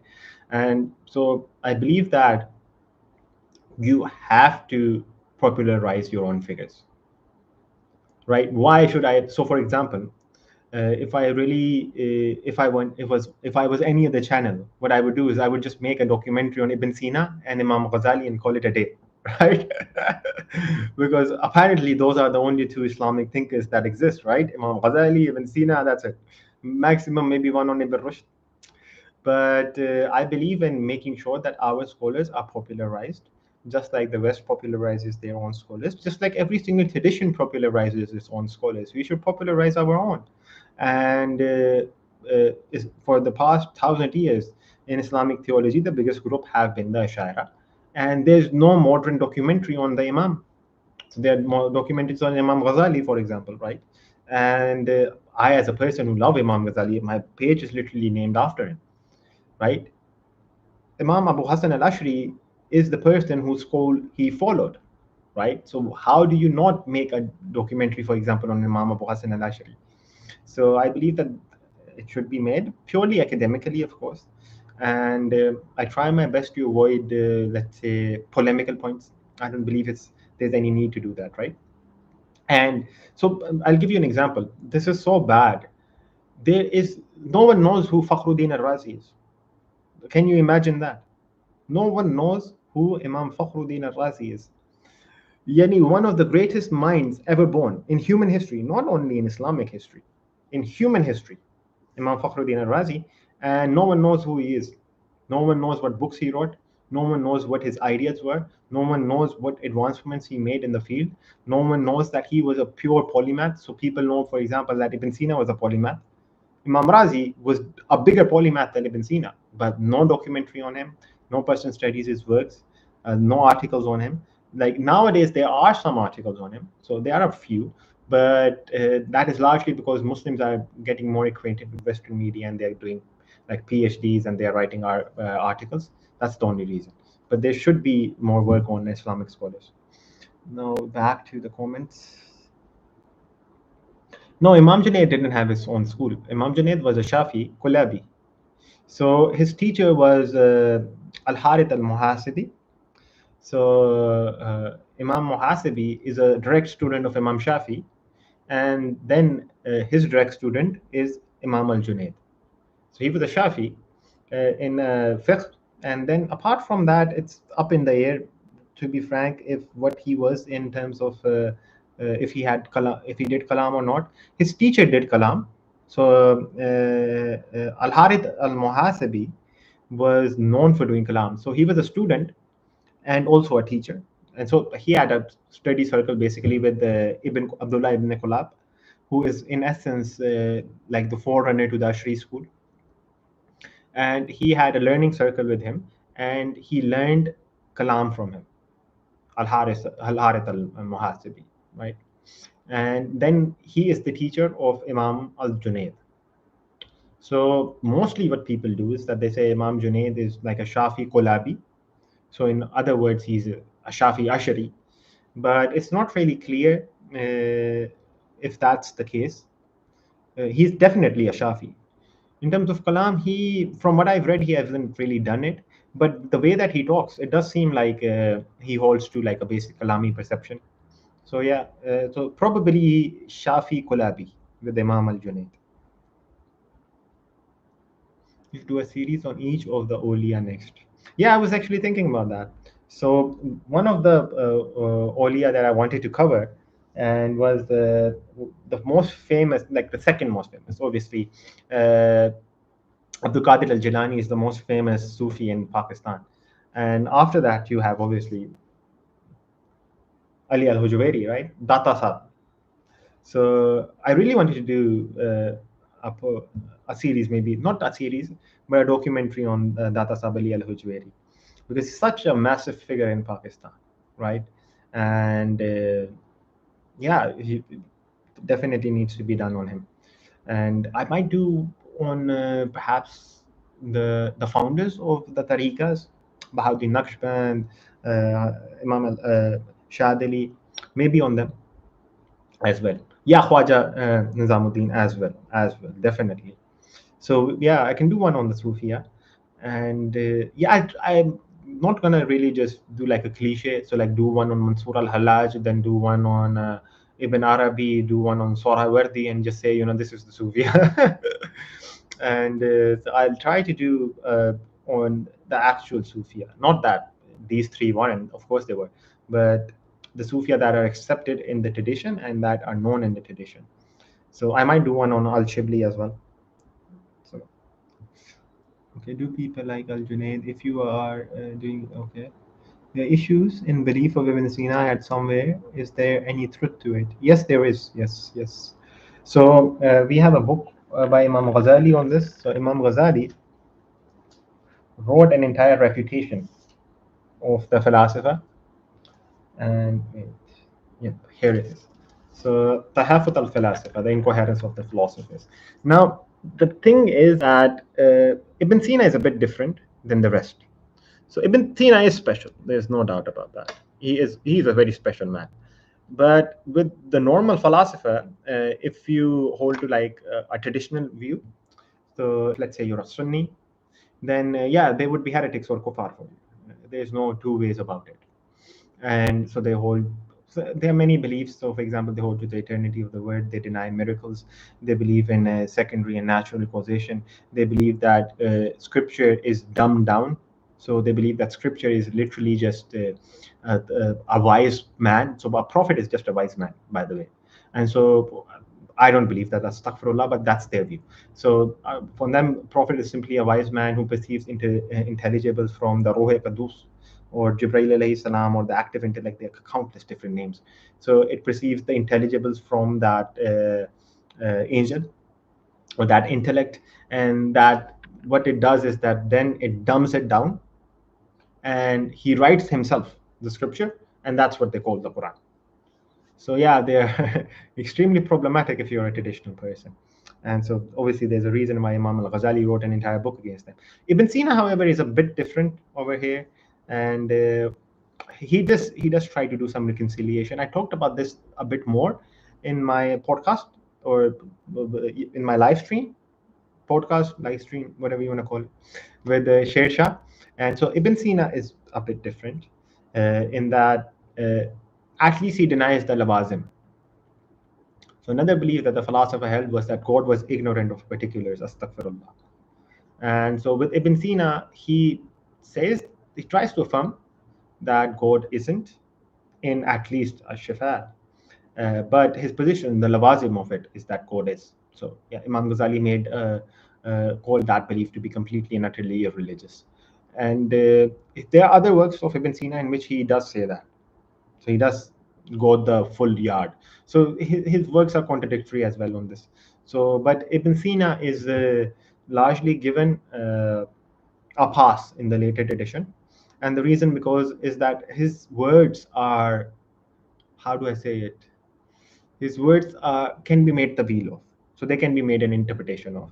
So this is why some of the later scholars accept him.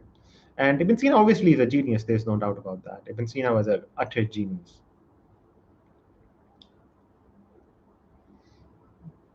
How does one develop the ability to articulate and think critically as you do? I'd love to know if you have a daily routine or practice that helps you nurture those qualities. You really are trying to flatter me, aren't you? But no, I think the best thing that you can do is just talk to people. So one of the things that I have experienced in terms of making sure that you can articulate your worldview properly, or you can put into words what you're thinking, and you can get that across to the next person. The best way that I've personally encountered doing it is just simply talking about it. So the more you talk to people, the easier it becomes for you to do it naturally. So my English largely improved when I did spaces on Twitter. So I was speaking English for 3-4 hours, and that probably does it. And I also traveled a lot to like the UK in the last 3-4 years. So I had to speak a lot of English over there. Perhaps that's another reason. Now, in terms of books, what you are supposed to do, at least what I try to do, is you're supposed to read every single day. So if you want to articulate your beliefs properly, in terms of, let's say, kalam, aqidah, all of these different things. So if you want to articulate those beliefs properly, firstly, you should read of those beliefs in the language that you want to articulate them in, and that then have conversations on those beliefs so that you get better in articulating them as you have more conversations about them. Inshallah. May Allah make it easy for you. Okay. Can capitalism be adopted without having an individualistic ideology, like working 60 hours a week? And this kind of grinding till death is prevalent in our Pakistani culture now as well. I think, in terms of capitalism, Islam is not capitalistic and neither is it Marxist, right? So there's nothing wrong in earning money. There's nothing wrong in making a profit. But there is something that is completely wrong in making that the primary goal and exploiting customers based upon that. So that would be completely haram and highly sinful as well. So I do believe that capitalism does lead to an individualistic society. And I actually think that's the catalyst of it. Because if the goal of a person is profit maximization, or if the goal of a person is to make sure that he earns the most amount of money, then he will only think about himself. He will not think about anyone else. Because the moment he tries to think about someone else, he will no longer be able to make sure that he can drive every single dime from them. So I'll give you an example. If a person is a capitalist, this is not to say that they want to sell you bad product, but at least at the minimum, what they want to do is that they want to get more money for their product, right? And for that, they would never place themselves in your shoes. So they would never think, maybe if I was in his boots, I wouldn't pay this much amount, right? Instead, they would say, if he can pay this amount, if I can make him pay this much money, then I will take that. So it is a highly individualistic pursuit of capitalism, of profit maximization. Now, in terms of a 9 to 5, I actually believe it's a form of modern slavery, which is why I am unemployed. No, actually, jokes aside, but I do believe that some jobs are a form of modern day slavery. So a 9 to 5 can be okay if it's, let's say, something you like to do. But I'm also talking about minimum wage labor, minimum wage 9 to 5s, things in which you have to keep that job. Otherwise, you can't pay your rent, you can't pay your mortgage, you can't pay all of these different things. So in that way, it is a form of slavery because you have no other alternative. Now, a person might say you can just quit your job. Yeah, you can quit it, go homeless, lose your wife, lose your house, lose your mortgage, lose your bills and everything. How is that any different from saying a slave can just simply run away? What would happen if he runs away? Probably get caught, maybe, whipped, stuff like that. So the point is that the consequences of leaving a 9 to 5 is complete and utter financial suicide in most Western nations. And so you are forced both psychologically and financially to keep this job that you hate, in which you are exploited completely throughout your career. How is that not slavery? And if someone says that you're just being, let's say, polemic, no, no, no. given modern definitions of slavery, this is an entire field, by the way. So this is not only my view. Many modern academics do call it a form of slavery, right? So given modern forms, modern definitions of slavery, which you may disagree with, and then we can talk about what slavery actually is. But given how academia is nowadays, if we take a modern conception of slavery, then 9 to 5s are a form of slavery. And so what are the I think the best thing you can do is just have like try to do a business. So even if you do not earn a lot from it, just try to do it. Try to do a business, and at least you're not working for anyone else, right? You're working for yourself.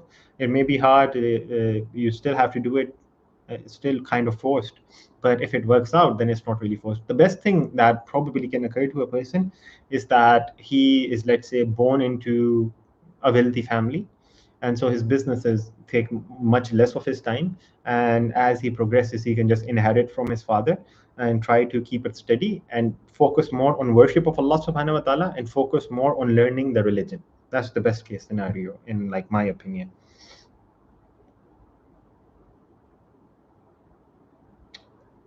May Allah make it easier for you, brother Abdullah. May Allah give you a job that you love, Ameen, or a business that you love, Ameen. All these issues are issues in Aqidah, Ibn Sina contest, and it would mean that they are out of Islam, isn't. So with Ibn Sina, as I told you, there's ikhtilaf. So Imam Ghazali did takfir him. So Imam Ghazali did do that. So let me show you the takfir. So Imam Ghazali does takfir the philosopher in general, right? So wait. Let me pull out, because what he does is that first he refutes them, and that and at the end of the refutation, since he is also a jurist, he's also one of the highest scholars of the time in terms of fiqh, he also gives the fatwa in which he makes takfir of them. Now, the later scholars, many of them affirmed the takfir of the philosopher in general. So meaning the philosopher in general, many of the ulama would say yes, they follow Imam al-Ghazālī in this. But with Ibn Sina, most of the later tradition does not make takfir of him. So most of them do not make takfir of him. Because Ibn Sina, the way that he spoke, he can be interpreted many different ways, right? And what he does sometimes is that he does not accept the lawazim of a position. So let me explain what that means.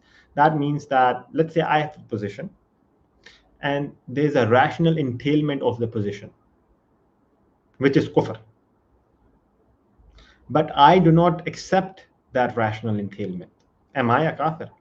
No. Because the lawazim of the madhab is not the madhab, right? A person is made takfir on depending on what he believes, not what the rational conclusion of his belief is, right? And so, and obviously, and another thing is that Imam al-Razi, for example, said that you cannot make takfir on the eternality of the world, right? So he said that the Quran is not explicit if the world is eternal or not eternal, and hence, since it is ijma that the world is not eternal, so there is ijma, so it's heresy, but it's not kufr. So Imam Ghazali made takfir on three things, right? So he made takfir that the philosopher believed that the world is eternal, they deny God's knowledge of particulars, and they deny bodily resurrection. Now, there's also dispute on the third in regards to Ibn Sina. So there is passages in which it seems as though he does affirm bodily resurrection, as in Shifa, and I believe in some other works. But there are also passages from other books in which he completely denies it. So there are contradictory passages, right? So when there are contradictory passages, then you make the excuse. You say, okay, he didn't believe in it, right? Second is Imam Razi said that it is not kufr. For example, holding to the eternality of the word, it is heresy. And the third is God's knowledge of particular. Over here, what the ulama argue is, even though his position does lead to that, Ibn Sina explicitly denies the lawazim. He denies the necessity of the position. And so how can you make takfir of him? That's the position of the later school. So they don't make takfir of Ibn Sina. But of the rest of the philosopher, many of them still make takfir of them, because with the rest of the philosopher, there are many other iffy beliefs. So in terms of yep, here's the fatwa from Imam al-Ghazali, the takbir. So it's the Arabic and also in English. So that's the view of the latest school. So yeah. Now, my personal view is that I have a lot of issues in their beliefs of prophethood. So on their beliefs of prophethood in particular, and their belief on what revelation is, it's very hard for me to think how that would not be, let's say, disbelief. Allahu alam. Who are your favorite mainstream Muslim speakers? Okay, let me answer the Ibn Sina question, then we'll turn to that, inshallah. Because let's get Ibn Sina out of the way, right? These issues, Ibn Sina contest, look a lot like today's issues with Brelvis Deobandis. No. Because Brelvis and Deobandis, they don't hold any such beliefs. So the basic problem between the Brelvis and the Deobandis is that they say, the Brelvis say, that the Deobandi elders have done gustakhi against the Prophet sallallahu alaihi wasallam. And the second is that they accuse God of being able to lie. These are the two main issues. There are some other minor issues, but these are the two main issues, right? Now, on the first issue, on them claiming that they made gustakhi, astaghfirullah, of the Prophet sallallahu alaihi wasallam, there were some passages that were very iffy, and they repented from, many of the elders, they repented from those passages. But there are some other passages which they say, I don't really want to get into the dispute, but it's more so along that lines, right? But with the philosopher, it's more so on like basic belief where the dispute is. What is Allah, right? Does Allah have will? Does Allah have knowledge of everything, right? And what is a prophet? Does a prophet write the text himself? What is revelation? So these are very fundamental disputes with the philosopher. So the sister asked, who are your favorite mainstream Muslim speakers? So in terms of speakers, I think I actually try my best to avoid modern day preachers. But in terms of speakers, I would say probably maybe Sheikh Asrar to some degree. I don't, maybe Sheikh Asrar. And apart from him, who else? Who is a good speaker? Let's see. Shouldn't be this hard. In Urdu, like obviously Mufti Said Khan. And apart from that, Mufti Rashid in Urdu as well, yeah. But they are more so scholars rather than speakers. To be frank, I don't really like any modern day speakers. Like from like the UK Dawah, I don't like it at all. But like the best person in the UK Dawah is Muhammad Hijab. I mean, you like him or don't like him, he is the best that they have. And he is not a very good speaker, in my opinion. He has a lot of issues that he should solve. But in the UK Dawah, he's the best. So, yeah. And there's a lot of good speakers in Arabic, but they are also scholars. So, like the Syrian scholars are amazing. But in terms of normal preachers in Pakistan, like Sher Shah is pretty good. I did a podcast with him. Sher Shah is very good. Apart from that, the brother who runs EON podcast, he's pretty good as well. Yeah. So these two brothers in Pakistan, very good. And so yeah, apart from that, not I don't listen to a lot of like Dawah. Yeah, the issues today are also not only more nuanced, but there are issues between Sunnis in essence, like, because like I obviously believe both of them are Sunnis. So the dispute between both of the groups in Pakistan is a dispute depending upon secondary positions. So, for example, was something, I will not go into a dispute, I explained this, but was something, let's say, against the Prophet ﷺ, or something said about the Prophet ﷺ, reaching a point which denies his rank? That's the main dispute, right? And then a dispute about, does Allah subhanahu wa ta'ala have the ability to do something? Does he have qudra over something, right? So it's more so on secondary issues, in my opinion, at least. And so rather than like the dispute with the philosopher is on basic religion. What is revelation? What is Quran? What is a prophet? What is this and what is that, right? Yeah, I don't like his dawah. I think Muhammad Ajab should humble himself. He's a bit too arrogant. He does not display Islamic adab of talking, which is very bad. But still, he's still the best they have, to be frank. Like, who else is there in the UK? Right? Shamsi. Who else, right? Who are the top five important mutakallimin in the tradition historically? Okay, so obviously the two Imams, Imam Abu Hassan al-Ashri and Imam Abu Mansur al-Maturidi, the two Imams. And the third would be Imam al-Ghazālī. Definitely, Imam Ghazali is over there. You may place like Imam Baqillani before him, but Imam al-Ghazali, definitely. The fourth is Imam Fakhruddin al-Razi. The fourth most important, Fakhruddin al-Razi, because he merged Kalam and Falsafa together, extremely important. And then after that, depends on your pick. So after that, it's more so in regards to who's the best rather than who's the most important. So there can be 3 to 4 scholars that you can say.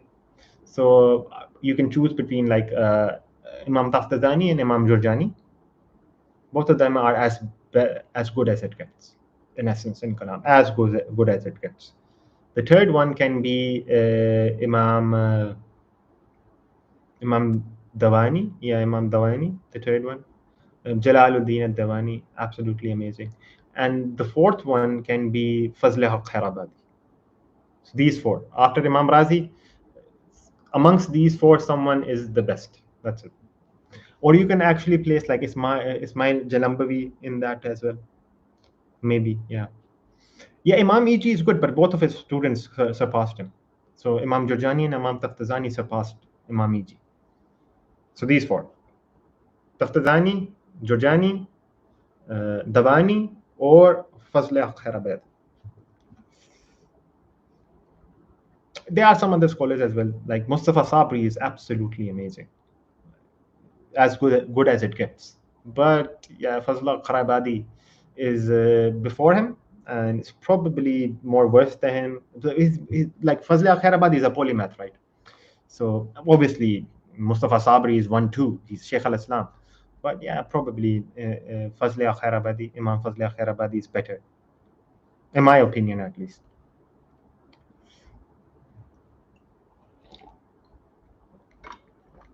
Imam Razi is probably the most important, mutakallim, without a doubt.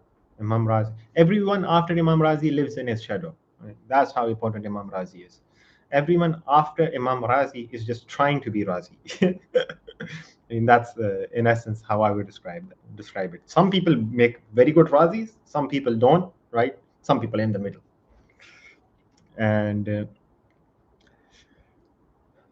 don't know if you want to get political, but what are the thoughts on Iran's today geopolitics? Okay, very nice.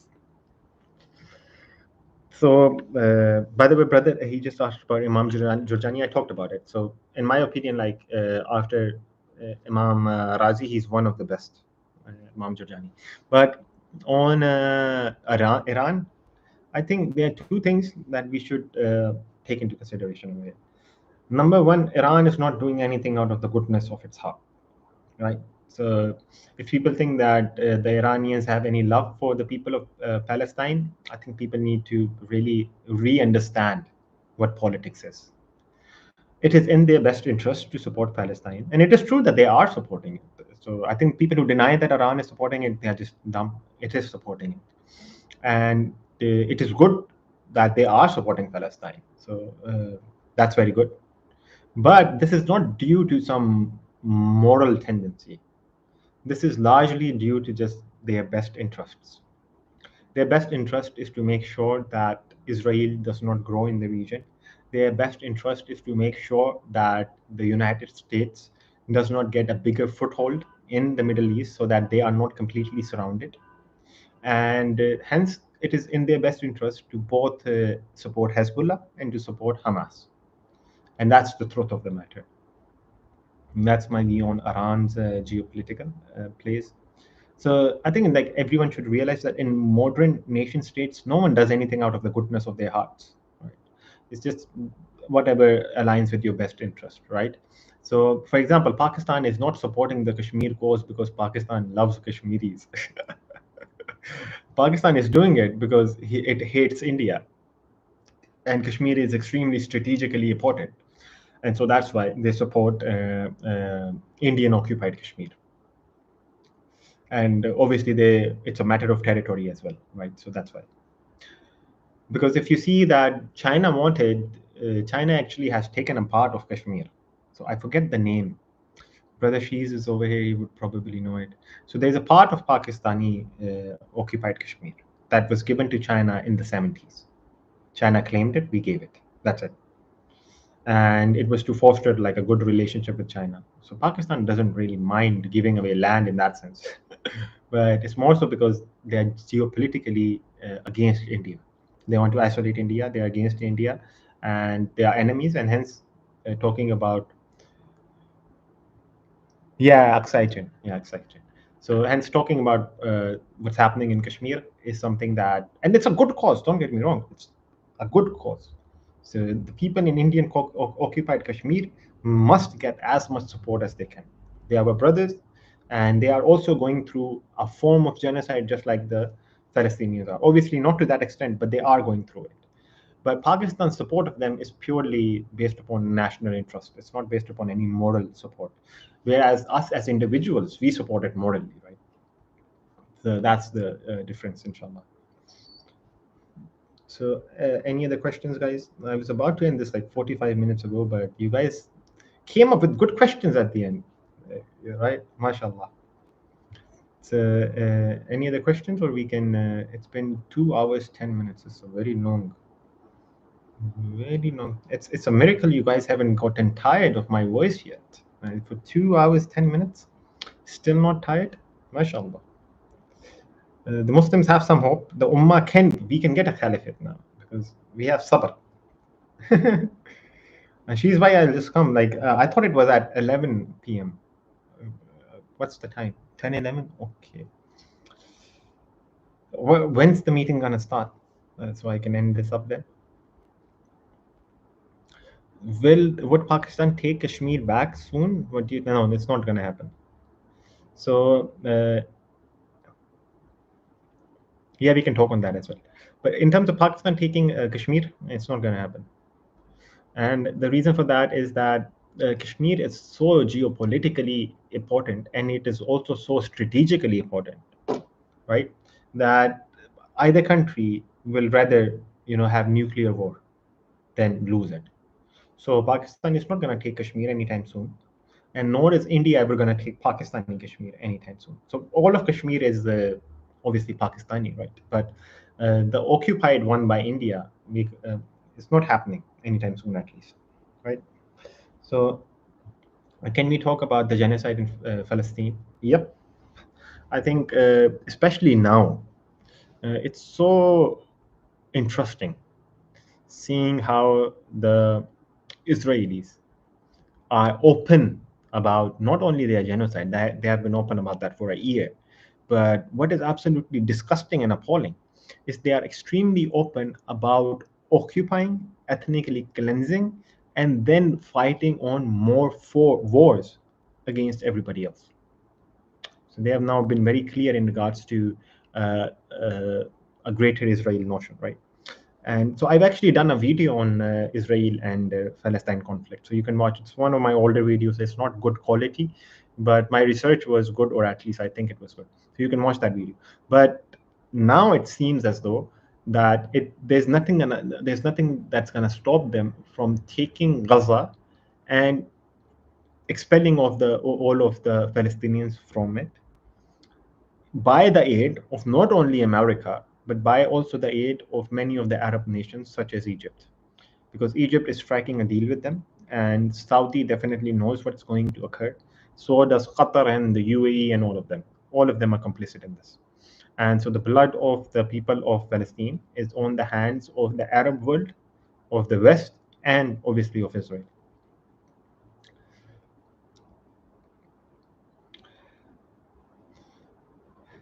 But I think that like a good point on this is that I don't think Israel is going to survive much longer. So there's actually a very good book on this by Ian Pepe, who is an Israeli author, historian. And he writes books about, he wrote 5 to 6 books about this. I don't recall exactly which book is it. I believe it's one of the, it's a book titled a very short introduction into the Israel-Palestine conflict. And then he also has like a book called 10 Facts About Israel. But he has 5 books on this. And in one of his books, he's very explicit. He says that we see this with all colonial projects, because Israel is a colonial project, right? We see it with all colonial projects, that they, when they're getting closer to failure, they turn more violent. So right now, Israel is as violent as it gets, right? It's trying to genocide an entire people, and now it's trying to take over those land and displace them and ethnically cleanse them out of it. And it has lost all sense of shame, even like political shame. Obviously, it had no shame previously, but at least it had enough political shame to not say these things in public and not say that, you know, we want to do this. Now it has even lost that.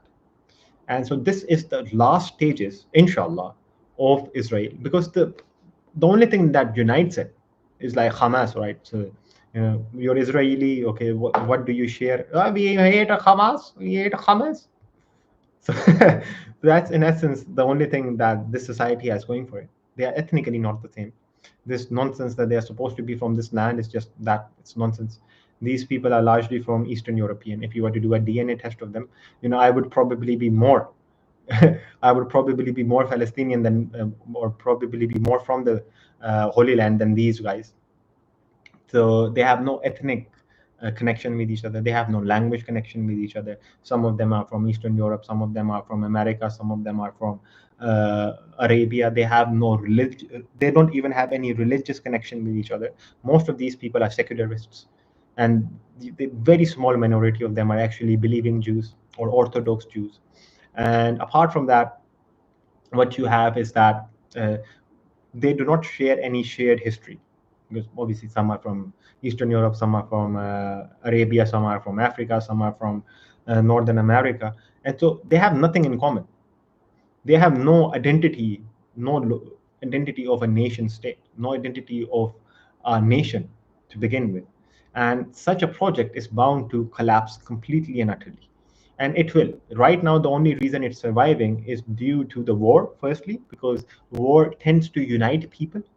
And secondly, it is due to American and Western backing. That's the only reason it's surviving.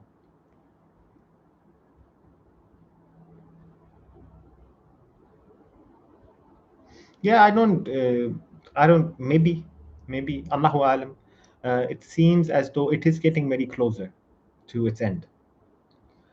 Now, uh, the, yeah, طفت الفلافل al wal Hamas. That's the things that Israelis hate. But yeah, I think that it's getting very closer to its demise. It's been, I don't know if it's that it will happen in 80 years or 90 years, Allahu Alam. But it is getting very closer to its demise, inshallah. And we will see it. So they're not going to be able to make any greater Israel. That's not occurring.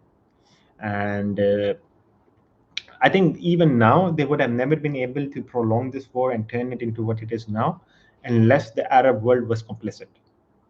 And the Arab world is complicit simply because it relies too heavily on America for infrastructure, on America for money, on America for weapons.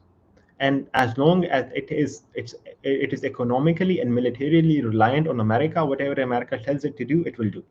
And since America does not want, or since America does want explicitly this genocide, then it's going to occur, and the Arab world is going to partake in it. And so there's actually a very beautiful incident of Imam Ahmad ibn Hanbal in this. So Imam Ahmad ibn Hanbal was in the prison.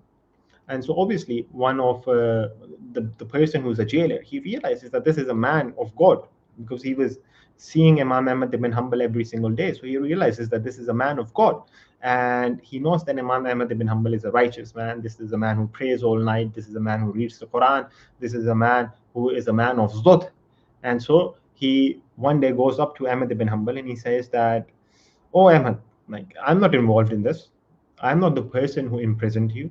I do not even agree with their beliefs. So am I going to be held accountable for this?" And Imam Ahmad said, yes, because a person who sees an oppression, does not stop it, and who partakes in that oppression by carrying out the commands of the oppressor is just as much gullible as the oppressor. So from my perspective, at least, Saudi Arabia, Egypt, UAE, Qatar, Jordan, all of these people are just as complicit in this genocide as America is. They are not different to them. May Allah subhanahu wa ta'ala deal with their leaders. Ameen.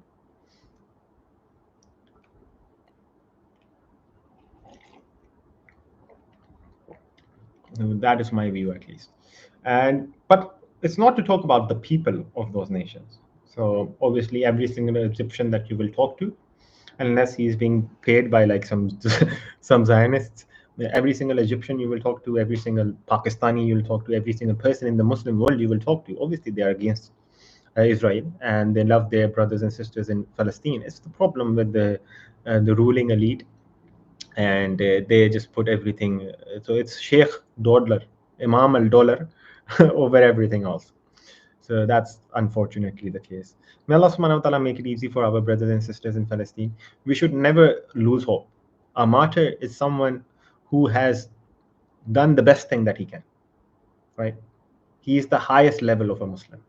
So to get, obviously we get sad and all of that, but we do not mourn our martyrs. It's not something we do, because it's, as Allah subhanahu wa ta'ala says, that do not call them as dead. They are alive and Allah sustains them, right? So you mourn people who die. You do not mourn people who do not die, right? So the martyrs do not die, and we do not mourn them. And they're alive, and Allah is sustaining them. And may Allah subhanahu wa ta'ala make it easy for the people of Palestine and give them fatah, inshallah.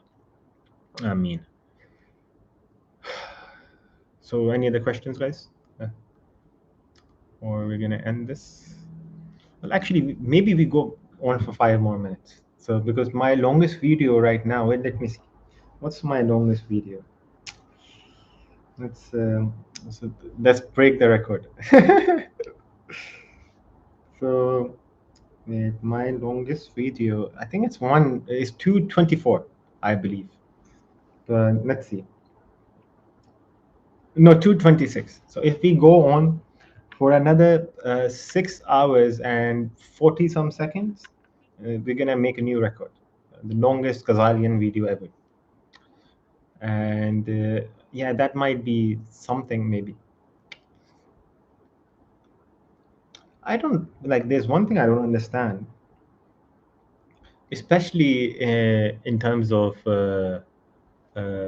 Muslims and Western Muslims, is that how do you justify being ignorant of the sciences?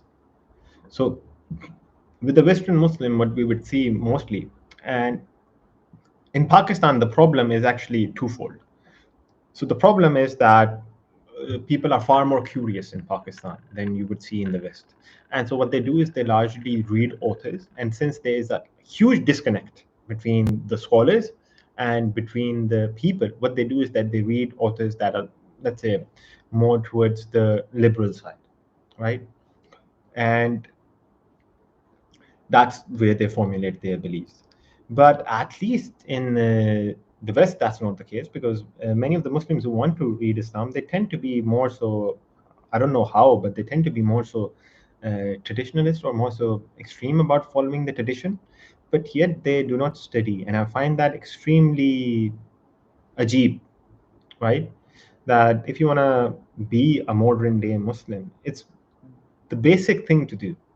It's the least you can do, is to educate yourself on Islam, right?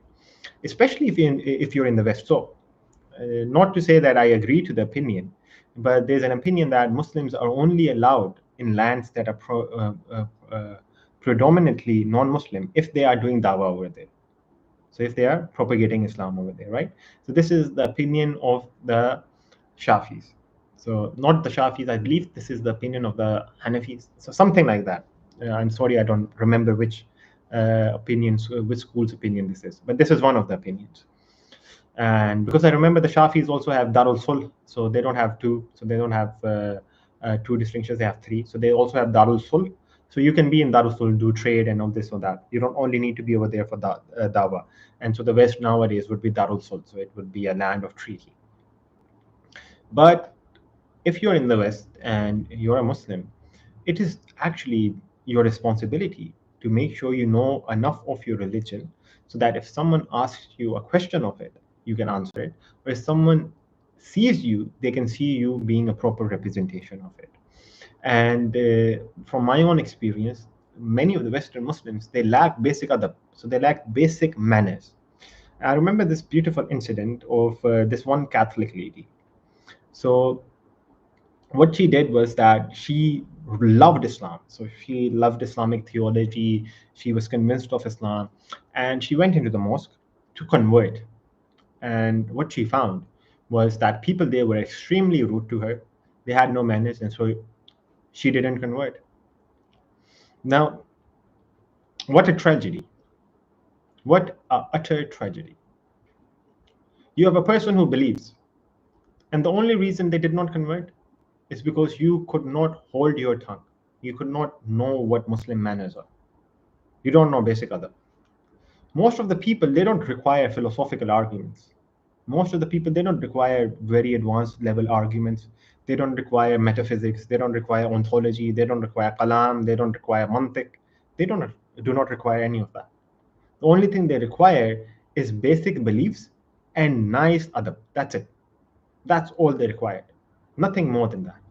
And if you cannot even forget about non-Muslims, you can't even treat your Muslim brothers properly, right?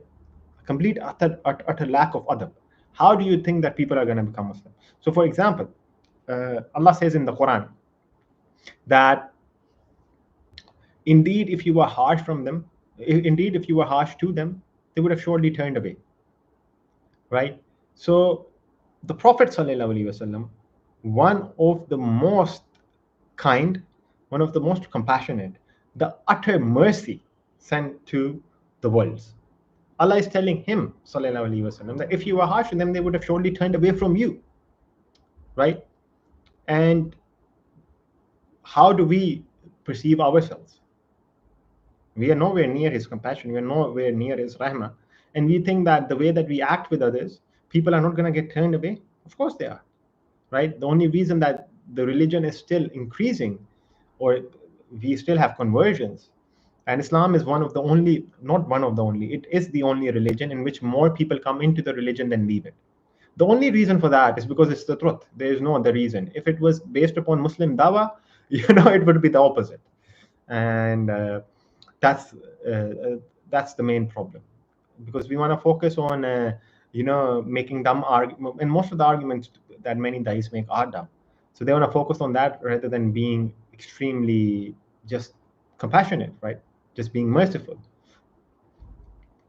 Now, sister, I am 25 years old. So in another month, I will be 26. But right now, I'm 25. Qadianis always use references from awliya to justify their beliefs. No one I have ever seen has refuted them on them. How do you answer them? So what references do they use from the awliya? So, I mean, what does what exactly is it that the awliya have said?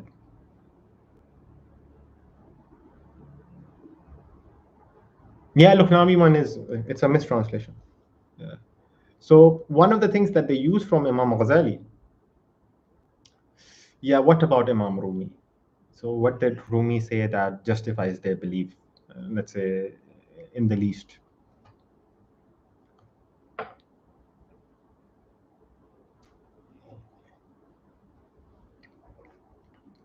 They use from one. They use one from.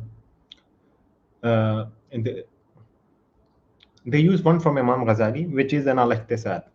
So what Imam al-Ghazali said was that the Prophet sallallahu alaihi wasallam, being the final messenger, is not something that is completely known from the Quran and the Quran and the, I don't know if he said Sunnah, but from the Quran. So what he's saying over there is that this is not the only interpretation that can be made if we were to base it on the Quran only, from Imam al-Ghazali's perspective.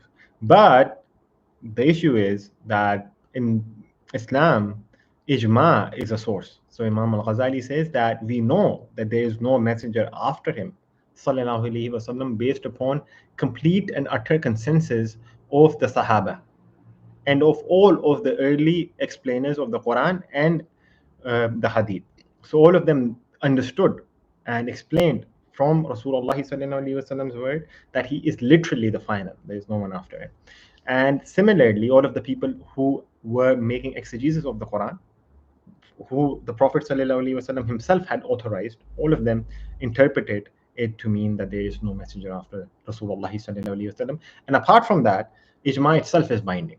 So it is certain from Imam al-Ghazali's perspective, certain meaning that it is qati, it is dalil, it is a shari dalil of the highest order, in which there can be no doubt that there will be no prophet after Rasulullah sallallahu alaihi wasallam. So what they do over there is that they just misinterpret the Imam, they forget the point he's talking about, and obviously they do. And so I think I don't know about the Rumi one, but yeah, that probably the same thing happening over there. So that's in terms of them. So another way that some of them try to argue is that, a wali is someone that can have an unveiling, right? So how is it that any different? The problem is that the walaya of a saint or a wali comes as a continuation of the walaya of a prophet, not of his nabuwa. Nabuwa is separate to walaya. So obviously these people don't know basic metaphysics, they don't know basic Sufia. So how would they even know that? So there's a difference between walaya and there's a difference between nabuwa. The nabuwa cuts off at the Prophet sallallahu alaihi wasallam. The walaya continues, right? So obviously, because a person who's going to be a wali, he has to be a wali of the walaya of Rasulullah sallallahu alaihi wasallam. He can't be of anything else. So but Nabuwa itself is cut off, and both of them are metaphysically different. They are not lafzi differences. They're metaphysically different. Sheikh Al-Akbar has, in his Fatwa al-Makkiyah, Sheikh Al-Akbar has a very long discussion on this. So you can read that by Sheikh Al-Akbar, Ibn Arabi. Mm-hmm.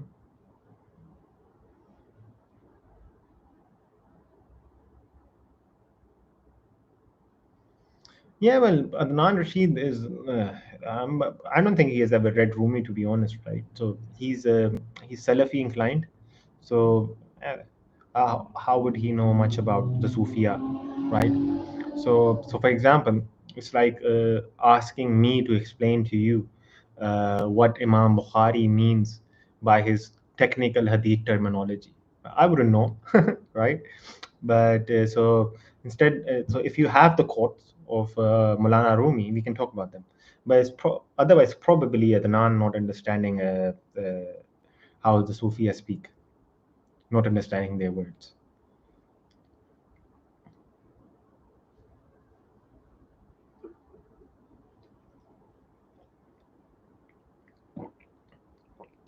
Because Maulana Rumi is explicit. So if you can read Matnavi, he's very explicit. He is the last. Rasulullah sallallahu alaihi wasallam, he is the last. Yeah, you can find it, inshallah, and you can let me know. So you can DM me on Instagram, or you can DM me on Twitter, whichever one you prefer, inshallah. So you can do that. And we have reached 231. This is officially the longest video I've ever done. And so now I have a commitment with brother Shees. I have to do a meeting with him. So I'm gonna bounce. So so I'm gonna end this, and this video is gonna be up, guys. So if any of the conversations obviously interested you, you can come back and watch this again, right? So it's gonna be online. So jazakallah khair for joining. May Allah subhanahu wa ta'ala bless all of you, and may Allah subhanahu wa ta'ala keep all of you in the straight path, and may He bring Muslims together in compassion and love. Ameen. Assalamu alaikum wa rahmatullahi wa barakatuh.